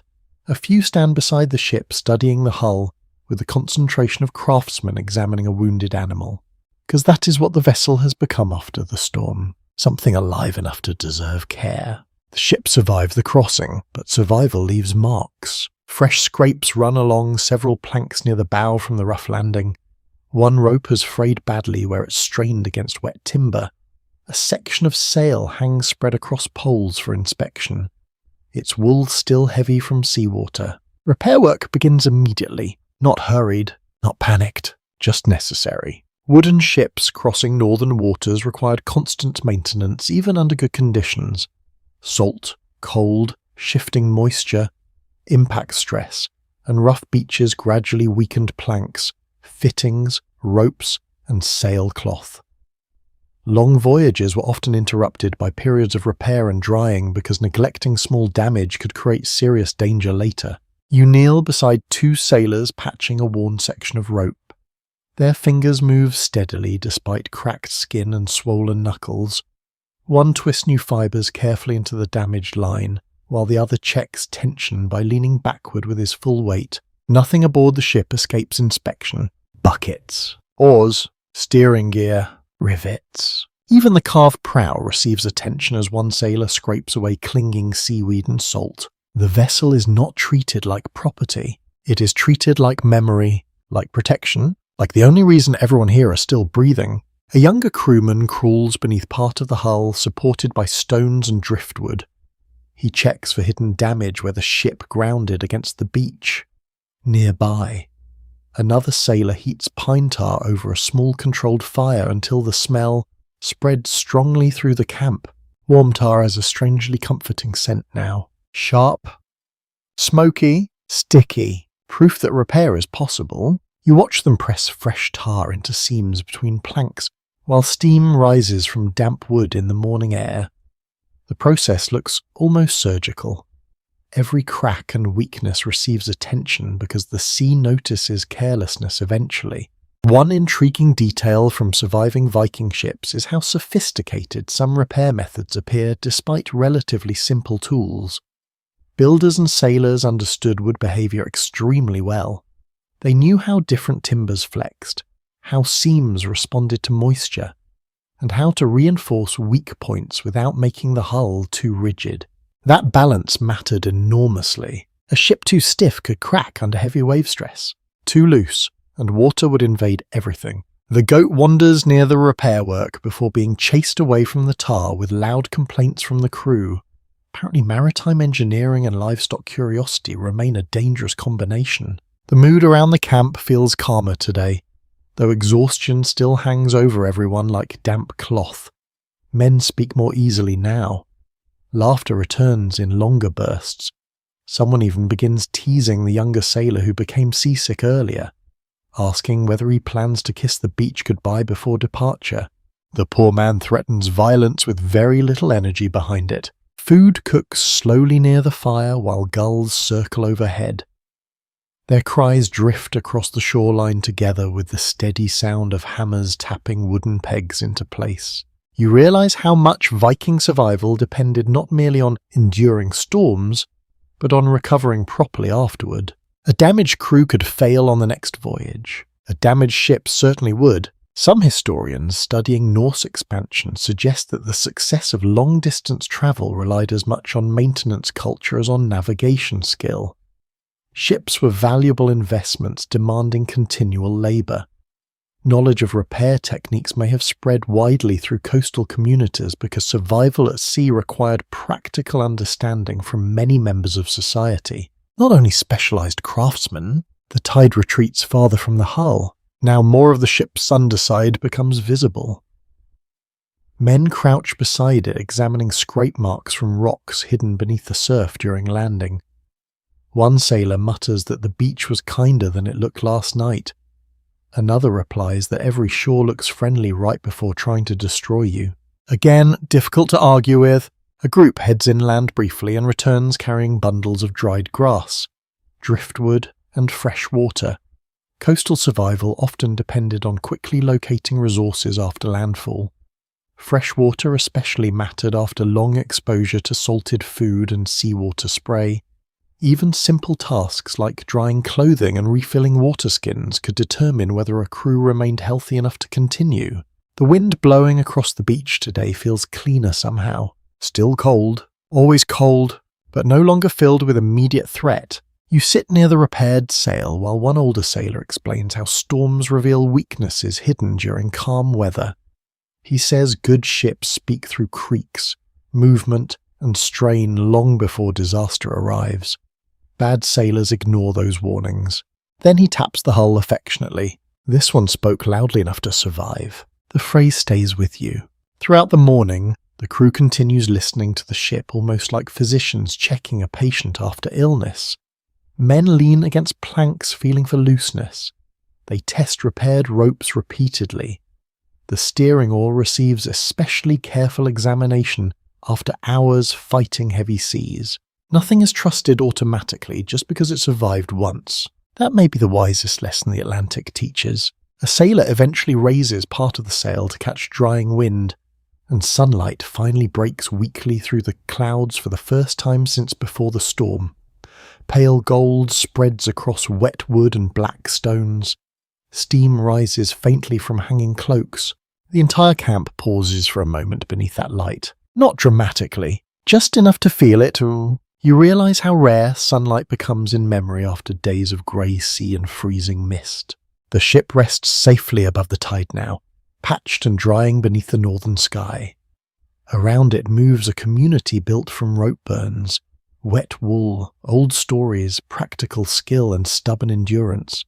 And while gulls wheel overhead and tar smoke drifts across the beach, you begin understanding that Viking sailors survived brutal storms not because their ships were indestructible, but because every voyage included people willing to rebuild what the sea damaged before sailing back into danger once again. By afternoon, the shoreline no longer feels like an emergency refuge. It begins feeling temporary in a different way. The crew has eaten. The ship has dried somewhat. Repairs continue steadily beneath pale northern light. And now, quietly, almost reluctantly, the sailors begin preparing to leave again. That realization unsettles you more than expected. After everything the sea has done, why return to it so quickly? Then you look around the camp. There are no farms here, no permanent halls, no warm safety waiting comfortably beyond the hills. This beach is useful, not home. The North Atlantic world depended on movement, trade, communication, fishing, migration, exploration, and survival itself often required ships to keep travelling despite danger. A vessel hauled safely ashore after a storm represented success only if it could eventually sail again. The crew understands this with the calm resignation of people whose lives belong partly to water, whether they enjoy it or not. One sailor folds part of the dried sail carefully, while another tests repaired ropes against his full weight. Near the stern, the steersman runs his hand along the steering oar once more, checking smoothness where the wood strained during the storm. The ship seems stronger now somehow, not because it escaped damage, because damage has been answered. The beach smells richly of tar, smoke, fish, and wet grass warmed weakly by the sun. Gulls circle constantly overhead, screaming complaints at the humans occupying their shoreline. The surf remains heavy offshore, though calmer than before. You notice several sailors studying the weather again. Always the weather. Cloud height, wind direction, is wave shape beyond the headland. One older man kneels near a tidal pool, examining floating seaweed and current movement, as though reading hidden messages written in water. Perhaps he is. Long experience at sea often created an awareness of environmental patterns modern people rarely notice. Tiny changes in wind smell, bird movement, or swell direction could suggest incoming weather shifts hours before obvious signs appeared. Successful sailors survived partly by respecting subtle warnings before conditions worsened. The men speak quietly about departure timing. Morning tide, better wind, safer light. No one talks about certainty because certainty does not exist out here. Only judgment. A younger crewman sharpens a knife beside the fire while listening to the older sailors discuss routes. The conversation drifts between practical details and remembered stories. One mentions currents farther west. Another recalls fog thick enough to lose sight of neighbouring ships. A third describes a crossing where floating ice appeared weeks earlier than expected. The sea remains the central subject even while standing on land. You begin to suspect sailors never fully leave it mentally. A curious custom from some northern communities involved dragging ships fully above seasonal storm lines and covering them during winter months. The boats were too valuable to abandon casually to weather and surf. In some regions, entire local economies depended on preserving seaworthy vessels year after year through brutal conditions. The ship resting above the tide now carries that same sense of importance. It is transport, shelter, trade route, escape plan, status symbol, survival machine. Several men begin loading supplies back aboard in careful order. Water barrels first, rope bundles next, tools secured beneath benches. The goat returns unwillingly to the ship after briefly attempting independence among the rocks. Its rebellion ends quickly. One sailor apologizes to the animal while tying it securely in place again. Another suggests the goat survived the storm better emotionally than most of the crew. Possibly true. The afternoon light grows colder as clouds thicken again offshore. Not another major storm perhaps, but enough to sharpen attention. The sailors move faster now without becoming frantic. Time matters near dangerous seas. Delaying too long may trap a ship ashore under worsening conditions. You walk farther up the beach briefly and look back toward the vessel. From this distance, the long ship appears almost delicate against the landscape. Narrow hull, curved prow, dark sail hanging partly raised. It seems impossible that such a structure could cross oceans filled with storms, fog, ice, and towering waves. Yet it did. Repeatedly. Archaeological discoveries across the North Atlantic continue revealing how extensive Viking maritime networks became settlements, trade goods, ship remains, and cultural connections stretch from Scandinavia through Iceland and Greenland, reaching even parts of North America. None of that expansion would have been possible without ships capable of surviving extraordinarily difficult conditions. But capability did not erase risk. Every voyage remained vulnerable. That truth hangs over the crew now as they prepare to leave the safety of shore. One sailor pauses beside the fire before extinguishing it carefully beneath sand and wet earth. The smoke thins into the cold air. Temporary camps vanish quickly in places like this. Wind, tide, and weather erase human presence with remarkable efficiency. Only memory travels onward. The tide has begun rising again. Water creeps closer toward the lower stones of the beach while waves crash more sharply against the shoreline. The crew notices immediately. Departure preparations become final. Ropes loosen, rollers positioned. The ship must return to the sea. Several sailors brace themselves against the hull together. Muscles tighten beneath woolen leather. Commands pass quickly down the line. Then the ship moves, slowly at first. Wood creaks softly as the hull rolls across the driftwood supports. Stones grind beneath boots. Another push sends the vessel farther downslope toward the waiting surf. You feel strange watching it, almost protective, as though the sea shouldn't be allowed near the ship again after everything already endured. But that is the nature of these lives. Rest exists only between voyages. The surf reaches the hull once more with white hissing foam. Cold water swirls around your boots. The sailors guide the vessel carefully into deeper water while keeping its angle steady against the waves. Oars are positioned. The sail waits furled above. Everything smells of salt again.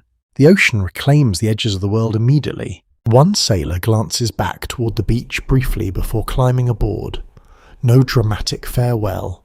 No speeches about destiny or glory. Just a final look at temporary safety before returning to uncertain water. The ship rises gently with the swell now, alive again, ready or not, and while the cold northern wind fills the air with the scent of open sea, you begin understanding that Viking sailors survived brutal storms, partly because they accepted a difficult truth many people avoid. Safety was never permanent, neither was danger. The shoreline could become hostile tomorrow, the ocean could become calm by morning. So they repaired what they could, rested while possible, and sailed again when the tide returned, carrying their fragile wooden world back into the moving grey vastness waiting beyond the beach. The ship leaves the beach behind with surprising quietness. No grand departure, no triumphant shouting, only the soft scraping of hull against wet stones, the dip of oars into cold water, and the long breath of wind slowly filling the sail once more. The shoreline drifts backward through pale morning mist while the crew settles into familiar rhythms again. Men adjust ropes.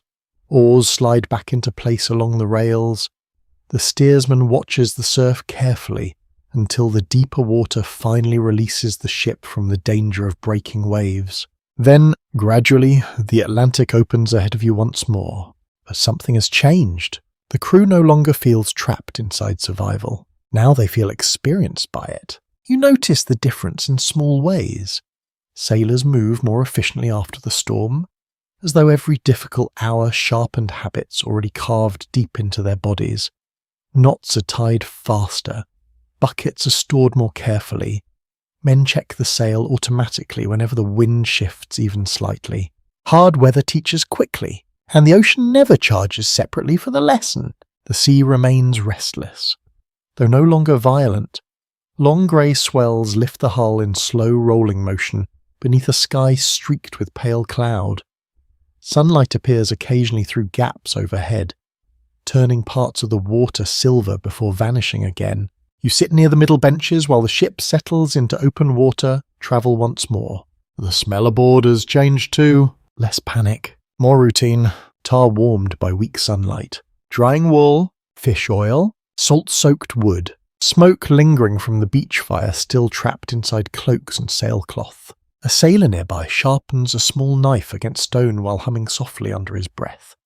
Another mends a leather strap using careful stitches despite the ship's movement. Daily maintenance never stops aboard a long voyage. The sea punishes neglected details eventually, even during calm weather. Evidence from preserved tools and ship remains suggests Viking crews carried compact repair kits designed for constant practical use at sea. Needles, awls, spare cordage, woodworking tools, rivets, and patching materials travelled alongside food and trade goods because long-distance sailing demanded continuous improvisation.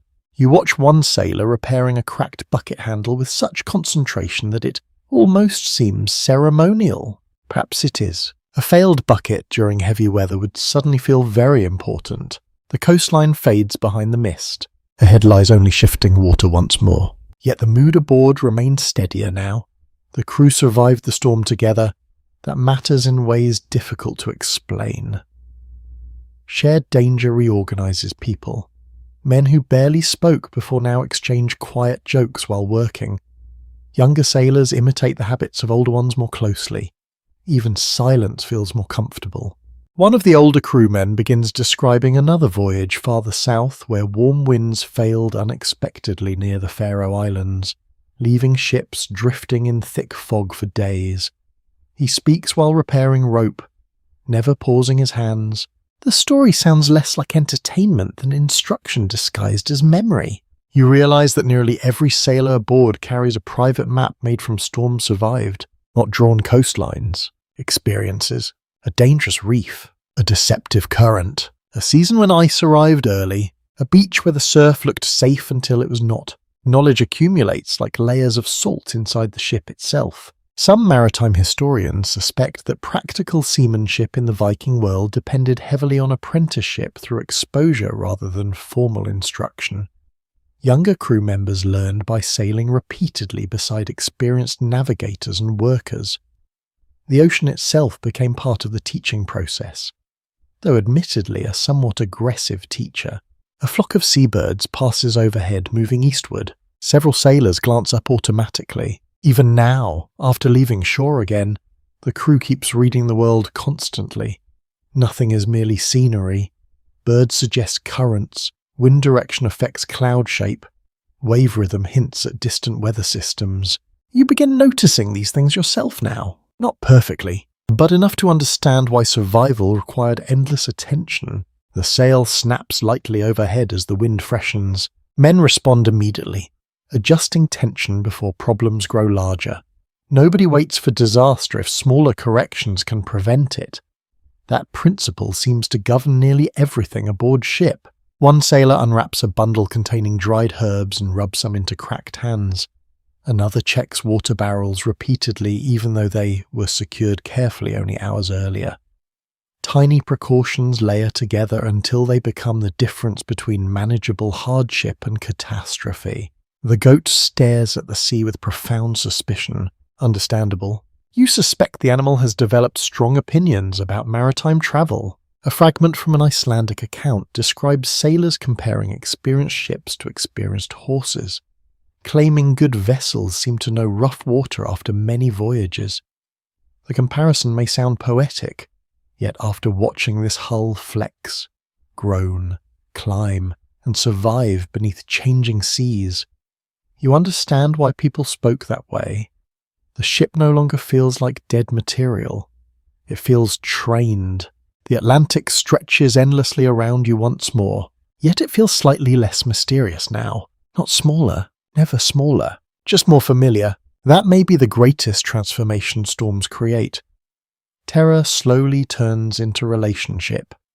The sea remains dangerous, but the crew learns its habits, moods, and warnings more intimately over time. One younger sailor suddenly asks the older men how they first learned to read waves properly at night. The answers come slowly. Watch the foam. Feel the timing beneath your feet. Listen to the hull. Never trust a calm patch too quickly. And perhaps most importantly, survive long enough to make mistakes and remember them afterward. The conversation drifts across the deck while gulls disappear behind the ship and the wind carries cold spray across the bow. No one speaks dramatically about courage or conquest. Their wisdom sounds practical because practicality keeps people alive. The steersman shifts slightly beside the steering oar, eyes fixed toward the horizon. Clouds gather far away again. Not another storm yet, just possibility. The crew notices.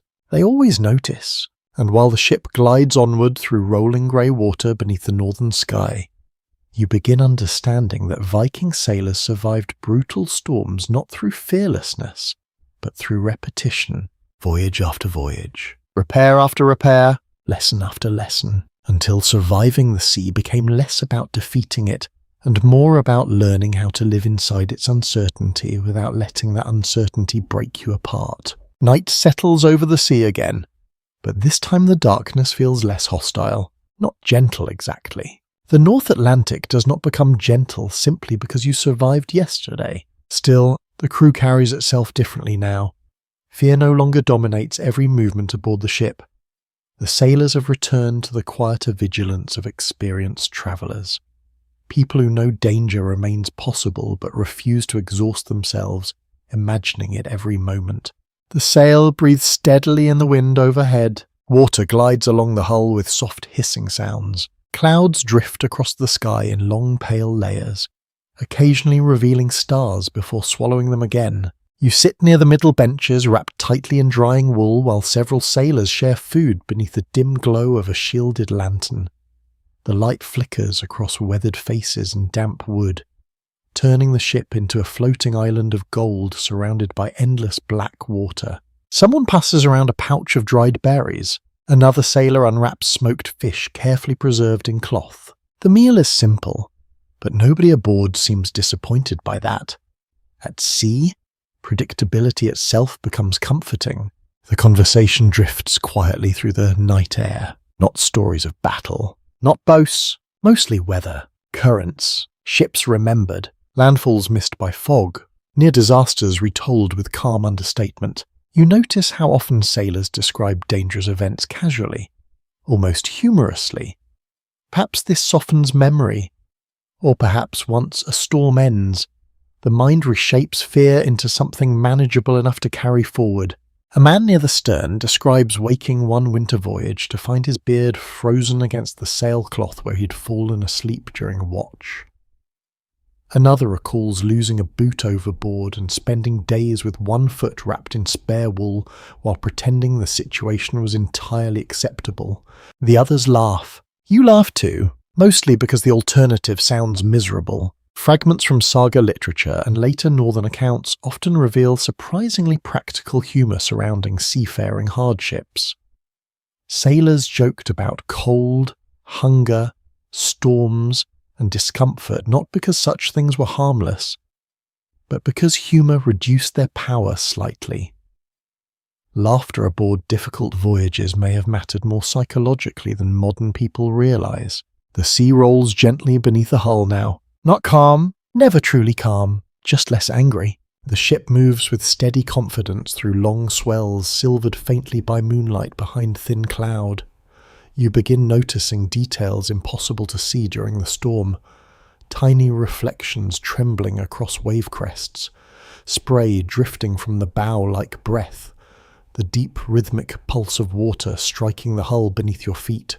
The Atlantic at night feels enormous beyond language. A sailor beside you suddenly points into the darkness off the port side. At first you see nothing, then pale light flashes beneath the surface. Another flash follows. Then several more. The water itself glows briefly around the ship. Bioluminescence. Tiny living organisms disturbed by the hull and waves release faint blue-green light beneath the surface, turning parts of the sea into drifting cold fire. Several sailors watch quietly. Nobody acts surprised. The one younger crewman still grins each time the water glimmers beside the oars. Natural marine phosphorescence appears frequently in certain ocean conditions, especially when microorganisms become concentrated near the surface. For sailors unfamiliar with its causes, glowing water could seem eerie or supernatural, particularly during dark crossings far from land. Honestly, even understanding the science does not make it less strange. The sea looks enchanted. Every ripple briefly burns with ghostly light before fading back into blackness. One older sailor remarks that the ocean enjoys reminding people who truly owns the night out here. Reasonable point. The lantern sways softly overhead while the crew settles into quieter rhythms. Some men sleep wrapped beneath cloaks along the benches. Others remain awake handling navigation, steering or lookout duties. Life aboard never fully stops.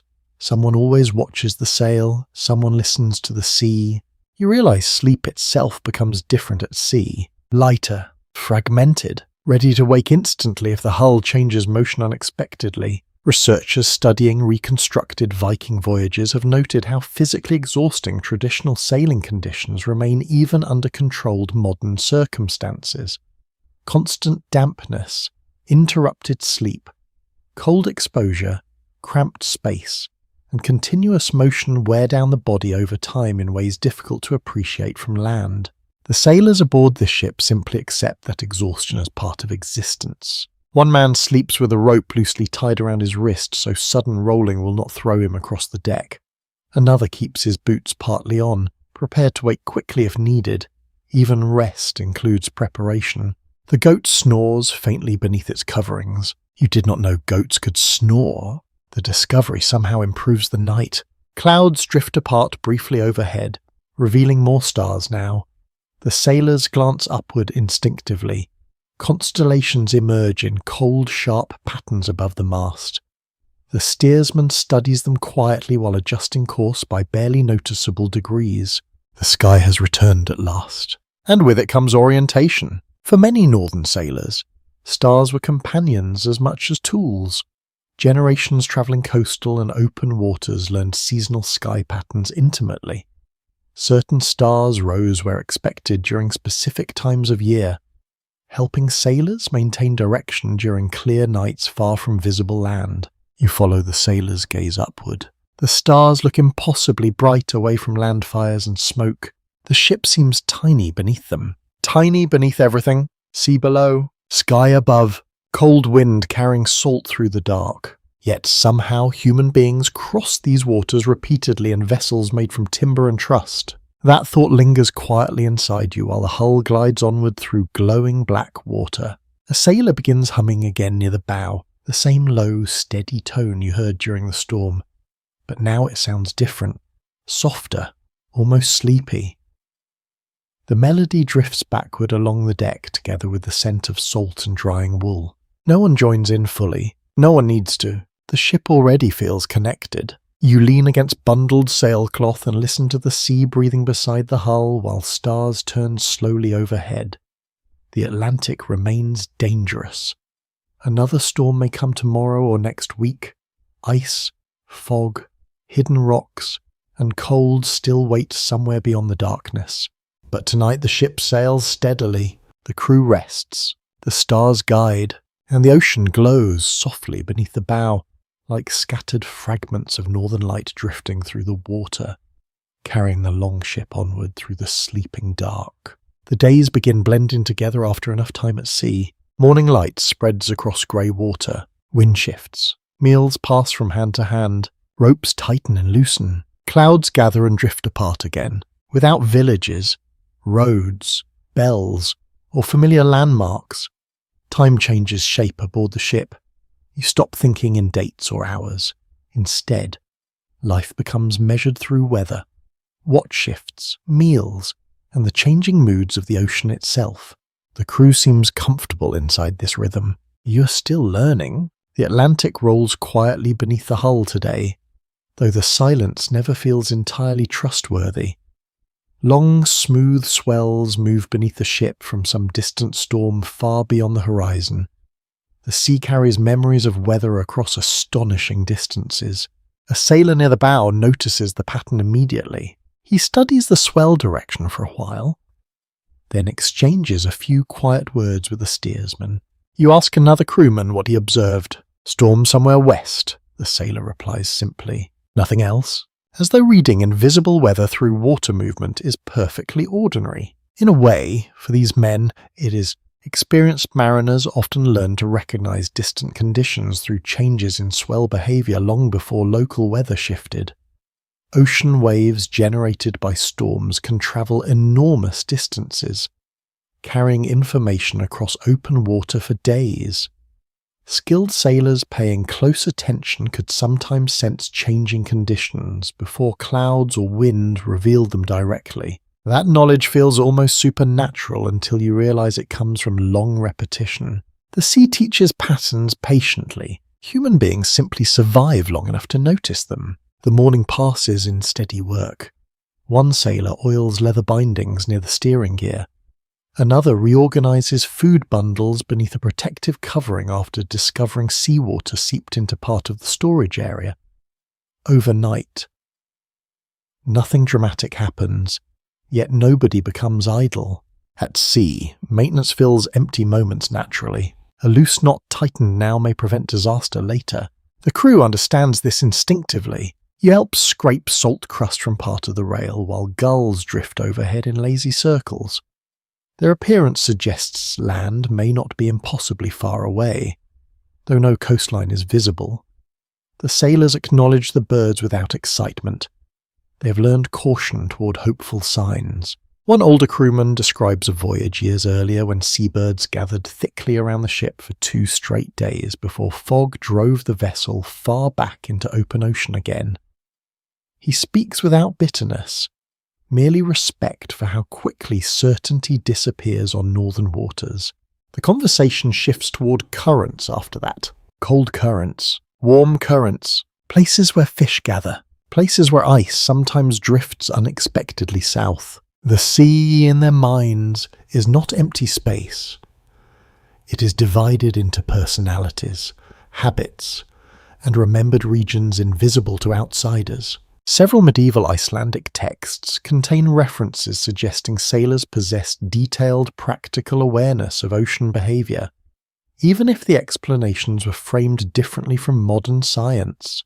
Mariners tracked seasonal shifts, dangerous waters, migratory patterns, and recurring weather routes through accumulated observation across generations. You begin realizing that the Atlantic itself functioned almost like a giant living landscape to these crews, not a barrier between places. A place? The ship glides onward beneath pale cloud while men speak quietly about currents the way farmers discuss fields. One sailor claims a certain stretch of water north of Iceland always feels restless even during calm weather. Another insists seabirds behave differently near Greenland currents. A third argues the wind carries distinct smells depending on whether it crosses ice, forest, or open sea first. You breathe deeply after hearing that. Salt dominates everything at first, then perhaps something sharper beneath it. Cold stone maybe, or distant rain. The crew notices scents far more carefully than you expected. A strange little detail survives in some maritime traditions about sailors recognizing nearby land, partly through smell long before visibility improved. Peat smoke, vegetation, wet earth, or seabird colonies could carry across water under favourable winds. Whether every story about smelling distant coastlines is reliable remains uncertain. But after enough days surrounded only by salt and cold, even faint changes become meaningful. The sail snaps softly overhead. Cloud shadows drift across the sea. One sailor begins carving absent-mindedly into a small piece of driftwood while sitting near the mast. Tiny curls of pale wood fall across his boots. You lean closer eventually and see the shape emerging. A bird, simple but elegant. Even here, in cramped wet conditions, people still make things. That surprises you more than it should. Long voyages included long periods of waiting between crises. During calmer stretches, sailors repaired tools, sharpened blades, carved objects, mended clothing, prepared fishing lines, and passed time however they could. Life at sea contained boredom as well as terror, though boredom on dangerous water always remained slightly tense around the edges. The afternoon grows colder. Mist forms briefly across the water before dissolving again. The crew keeps working through it calmly. Someone hauls up a fishing line trailing behind the ship and finds nothing attached except seaweed. Another sailor jokes that even the fish have grown tired of salted meals. The goat disagrees loudly from beneath its coverings. That animal truly has opinions about everything. The sky clears towards evening, not fully, just enough for low golden light to spread across the western water. Suddenly the Atlantic changes colour completely. Grey becomes bronze. Foam turns white gold. Even the weathered hull glows warmly for a few quiet moments. The crew pauses more this time, not stopping work entirely, but noticing, People living close to harsh environments often become unusually attentive to brief beauty, perhaps because they know how quickly it vanishes. The steersman watches the sunset carefully while adjusting course slightly. The younger sailors glance between the sky and sea, learning constantly even during calm weather. Every hour aboard ship contains instruction if someone pays attention closely enough. You sit against bundled rope and feel the steady motion beneath you. Not frightening anymore. Familiar? The ship creaks softly while evening settles around the sail. Far below the hull, dark water slides endlessly north and south beneath hidden currents older than memory. And while the Atlantic carries the longship onward through fading gold light, you begin understanding that Viking sailors survived brutal storms partly because they spent so much time listening during calmer days. Listening to waves, to wind, to birds, to old sailors speaking quietly beside the mast. The sea warned people constantly. Survival belonged to those patient enough to hear it. The weather changes again during the night, though this time the warning arrives gently. You wake to silence, not complete silence. Of course. The sea still brushes against the hull. Rope creaks softly overhead. Someone shifts beneath a wool cloak nearby. Yet the wind itself has faded almost entirely. And after so many days listening to it roar and whistle through sailcloth, the quiet feels unnatural. The ship drifts more than sails now. The square sail hangs loose and tired above the deck, barely stirring beneath a pale grey dawn. Around you, the Atlantic has flattened into long glassy swells, carrying the vessel slowly forward without urgency. Several sailors are already awake, studying the water with expressions that seem oddly dissatisfied. You would think calm weather would bring relief. Instead, it brings caution of a different kind. Without strong wind, progress slows dramatically. Currents begin deciding more of the ship's movement. Fog may linger longer. Supplies last fewer days if voyages stretch unexpectedly. A storm threatens life immediately, but prolonged calm can quietly create problems of its own. The steersman rests the steering oar more lightly today. Nearby, two sailors lower fishing lines into the dark water while another checks the sail for dampness trapped overnight. Everything aboard moves slower, voices soften instinctively. Even the gulls overhead sound distant. The sea beneath the hull looks almost oily in places, reflecting broken patches of cloud like dark polished stone. Small ripples spread outward from the ship in delicate silver lines.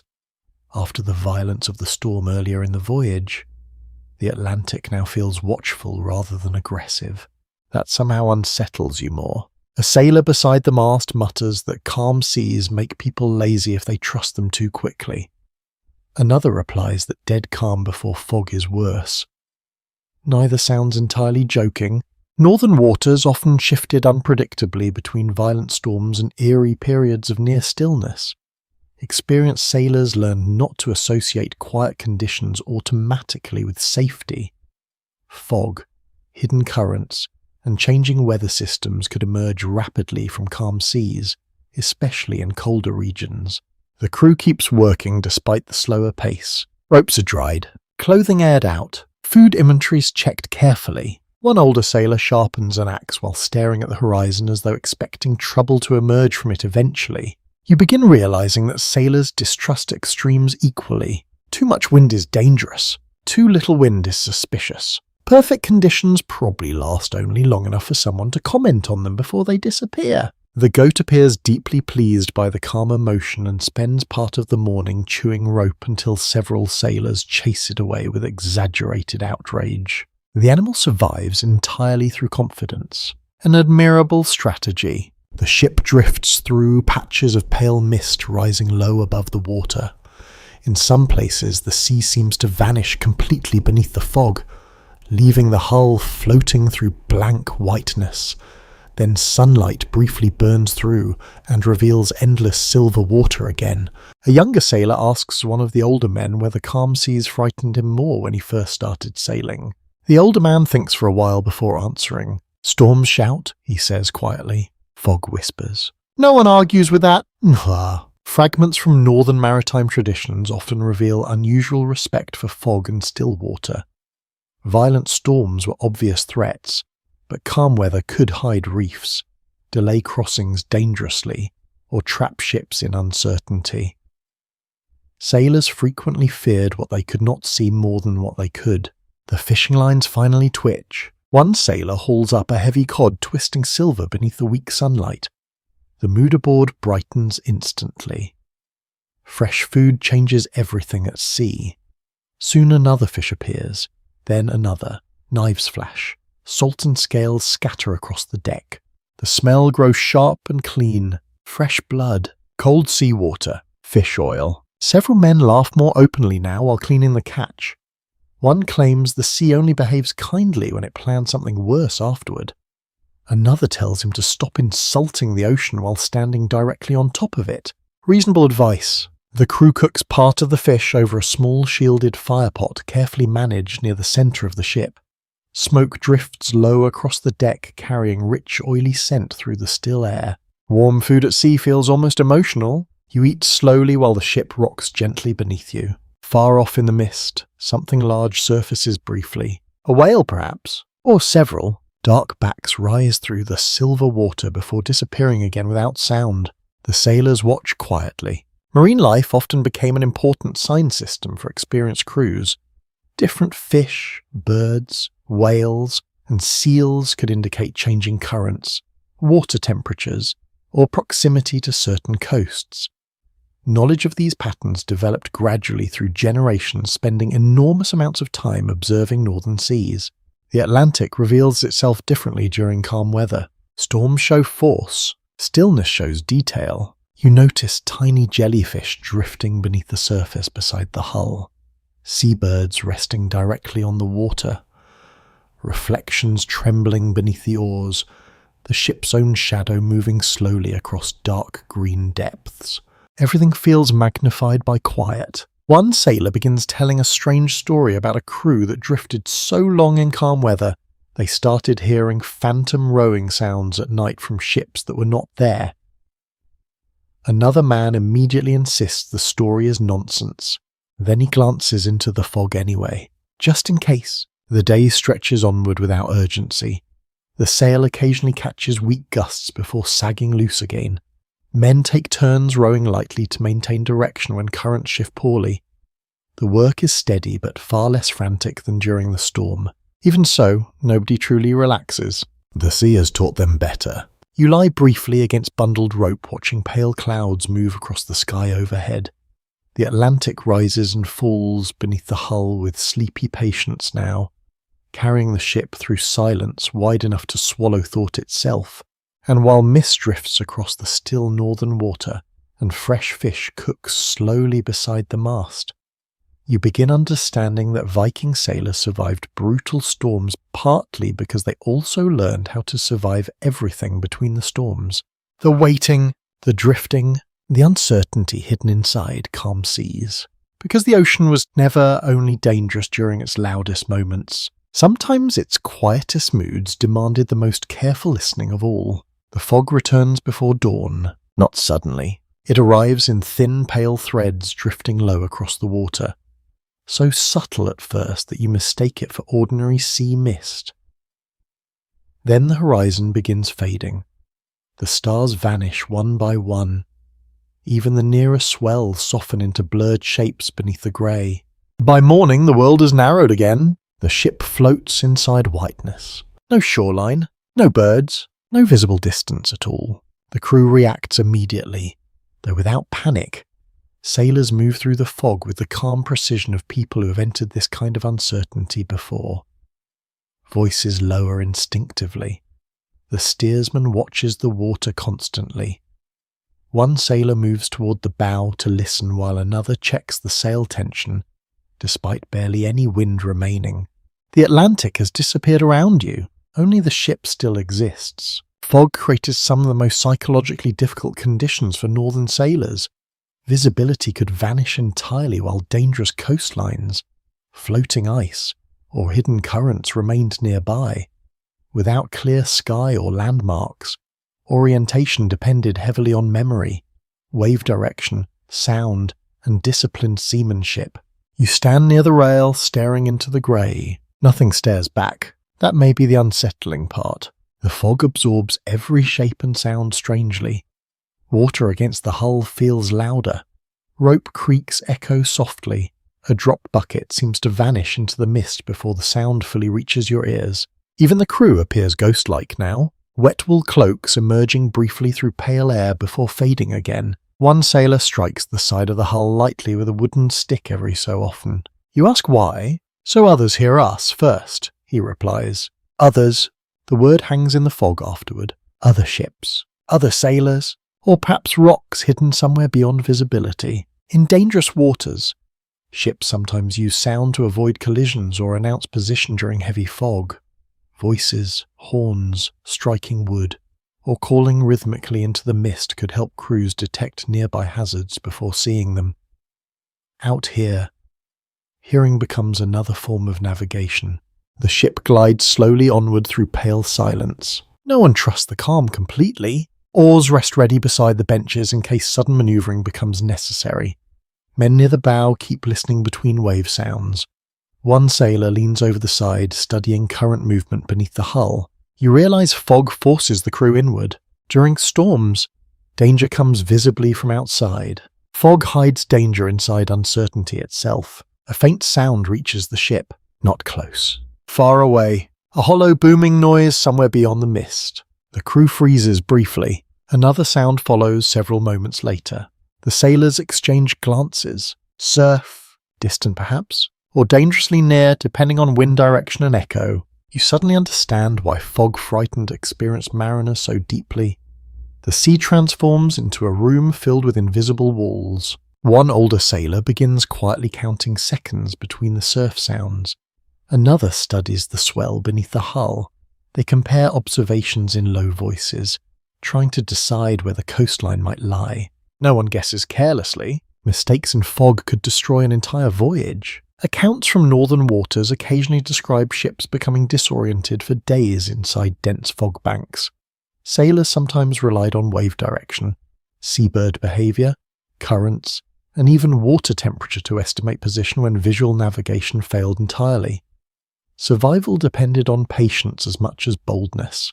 The surf sounds fade again, then return from a slightly different angle. The fog plays tricks with direction. A younger sailor mutters that the sea enjoys lying to people who cannot see properly. An older man replies that the sea lies to everyone. Fog merely makes it more obvious. The ship slows further. The sail hangs nearly useless overhead while the crew uses occasional careful rowing strokes to maintain orientation against the swell. The motion feels cautious now, deliberate. Nobody rushes blind through northern fog, at least not twice. A strange tension settles across the deck. The crew keeps working normally, yet every sound receives attention. Men pause while tying knots to listen toward the water. Conversations stop abruptly whenever surf echoes drift through the mist again. You notice your own hearing sharpening too. The slap of small waves, the drip of seawater from the sail, the low breathing of sailors nearby, somewhere far off. Perhaps a seabird crying once through the grey, then silence again. One sailor near the stern unwraps a small carved token from cloth and rubs it absently while staring into nothing visible at all. Another adjusts the steering oar repeatedly despite almost no wind.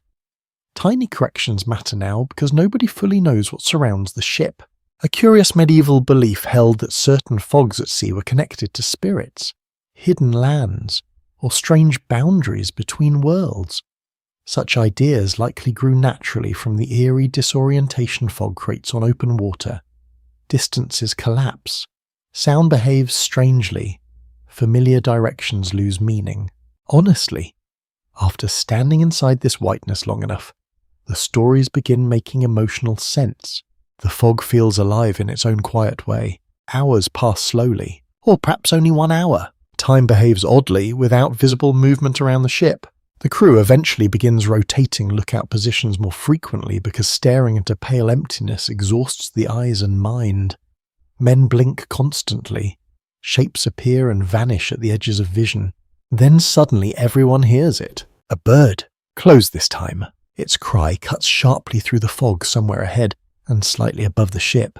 Several sailors look upward instantly. Another call follows, then another. Not open ocean birds drifting randomly. Coastal birds. The mood changes at once. Still cautious. Still tense. But anchored again by possibility. One sailor smiles faintly for the first time all morning. Another points toward floating seaweed thickening beside the hull. The clues return gradually. Birds. Current. Surf. The invisible world begins sketching itself again through fragments. The steersman adjusts course slightly after a brief exchange with the older sailors.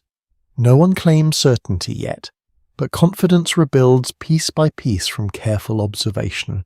That seems to be the true craft of survival at sea. Not fearlessness, not luck alone, the ability to keep gathering meaning from incomplete information while panic waits patiently nearby. The fog still surrounds the ship completely. The coastline remains hidden, yet beneath dripping sailcloth and pale northern mist. The crew continues forward through blindness with disciplined calm, listening to waves, birds, and distant surf as though the sea itself is slowly whispering direction through the grey. The fog begins lifting near sunset, slowly, reluctantly. At first, the world only brightens slightly around the ship, as though the mist itself is thinning from within. Then shapes begin returning one by one. The nearer swells sharpen into visible ridges. Seabirds appear overhead again, circling against pale evening light. Far off to starboard, a dark line emerges where sea meets land. The coastline, not dramatic, not glowing with triumph, just real. The crew notices in silence. After storms, ice, fog, and endless grey water, certainty returns carefully. Sailors do not celebrate too early. They continue watching the waves, the wind, the hidden currents near shore. But relief moves quietly through the ship all the same, like warmth returning to cold hands. The Atlantic finally loosens its grip enough to let land exist again. The coast stretches low and dark beneath fading light. Cliffs rise in places where surf explodes white against black stone. Elsewhere, the shoreline softens into narrow beaches, and green slopes brush silver by mist. Smoke drifts faintly upward somewhere inland. Human life. Fire. Shelter. You suddenly understand how emotional that sight must have felt after long voyages. Not conquest. Not glory. Recognition. Proof that the world still contains warm places where people sleep on unmoving ground. The sail fills gently in the evening wind while the ship follows the coastline at cautious distance. No one rushes toward shore blindly now. The crew has survived too much to mistake relief for carelessness. A sailor near the bow points toward a narrow inlet sheltered between rocky outcrops. The steersman studies the water carefully before nodding once. The ship turns. Smoothly, confidently. You feel how much easier the vessel moves now compared to earlier in the voyage. Not because the sea has changed completely, but because the crew understands one another more deeply after surviving hardship together. Tiny adjustments happen without shouting. Sailors anticipate movement before commands fully arrive. Storms forge this discipline. Many Norse coastal settlements develop near sheltered fjords, river mouths, or protected landing areas where ships could avoid the worst open sea conditions. Access to relatively safe harbours mattered enormously in a maritime world shaped by violent weather and difficult coastlines. The inlet grows clearer as the ship approaches. Calmer water, gentler swell, a strip of dark pebbled shore beyond. You hear seabirds nesting somewhere along the cliffs. The smell of wet grass drifts across the water together with smoke and distant peat fires. Land smells alive after enough time at sea. The crew lowers sail gradually while several sailors prepare ropes near the bow. Others take up oars again, guiding the vessel carefully between submerged rocks hidden beneath the darkening water. One younger sailor grins openly now. Another finally admits he thought the fog might never end. An older crewman replies that the sea enjoys making people dramatic before supper. That earns tired laughter across the deck. The ship glides into calmer water at last. The difference feels immediate. Waves soften beneath the hull. Wind weakens. The constant tension in everyone's posture eases slightly for the first time in many days. A small settlement appears beyond the shore. Not large. A few turf-roofed buildings tucked against the hillside. Smoke rises from their chimneys into the cold evening air. Dogs bark faintly as the ship approaches. Tiny figures move near the shoreline carrying lanterns or torches. You wonder how many times scenes like this repeated across the Viking world. Ships emerging from fog, crews exhausted and salt-stained, families waiting ashore watching the sea carefully for returning sails. The emotional geography of these voyages mattered as much as the physical one. Every crossing connected people separated by impossible distances of cold water. A fragment from one Icelandic account describes storms at sea not only as threats to travellers, but as threats to entire communities waiting for ships carrying supplies, trade goods, livestock, news, and loved ones. Survival at sea echoed far beyond the vessel itself. The ship drifts closer. Voices carry faintly across the water now. Lantern light flickers against wet stones. One sailor beside you exhales slowly while staring towards shore. Not dramatic relief, just deep tiredness finally allowed to soften around the edges. The crew prepares to land carefully despite calmer conditions. Habits remain disciplined. Ropes checked, oars steady, cargo secured. Even now, near shelter, nobody entirely trusts the sea. That caution feels earned. The hull touches the shore with a gentle scraping sound. Nothing violent this time. Just wood meeting land quietly beneath the evening sky. Men step into shallow water carrying ropes while others steady the vessel. The settlement waits nearby beneath drifting smoke and growing darkness. Warm light glows from small windows set into turf walls. The voyage is ending, or perhaps simply pausing before another begins someday. You step onto the shore slowly. The ground feels firm. Cold pebbles shift beneath your boots while waves whisper behind you. The Atlantic still stretches outward beyond the inlet, huge and restless beneath fading light. Storms still move somewhere across its distant surface. Ice still drifts through northern waters. Fog still hides dangerous coastlines. Yet here, for now, there is shelter. The crew moves inland carrying supplies while laughter drifts softly through the cold air. Someone promises hot broth. Another complains about sleeping beside the goat again. The animal itself seems deeply convinced it deserves honorary sailor status after surviving the crossing. Honestly, perhaps it does. You pause once more and look back toward the ship resting near shore beneath the darkening sky. Tarred wood, worn sail, salt-crusted ropes. A fragile thing, really. And yet vessels like this carried human beings across some of the harshest seas on Earth for generations. Not because the sailors conquered the ocean, but because they learned how to listen to it. To fear it without surrendering to fear. To repair what broke. To trust one another in darkness. To read waves, birds, fog, currents, stars, and silence itself. And as night settles gently over the quiet inlet, while smoke rises from warm halls beyond the shore and the sea breathes softly against the hull, you finally understand that surviving brutal North Atlantic storms was never one single skill. It was an entire way of living beside uncertainty without letting it steal your courage. Now the night grows quieter around you. The wind that once screamed through wet sailcloth has softened into something gentler, carrying only the faint smell of salt and distant peat smoke across the sleeping shoreline.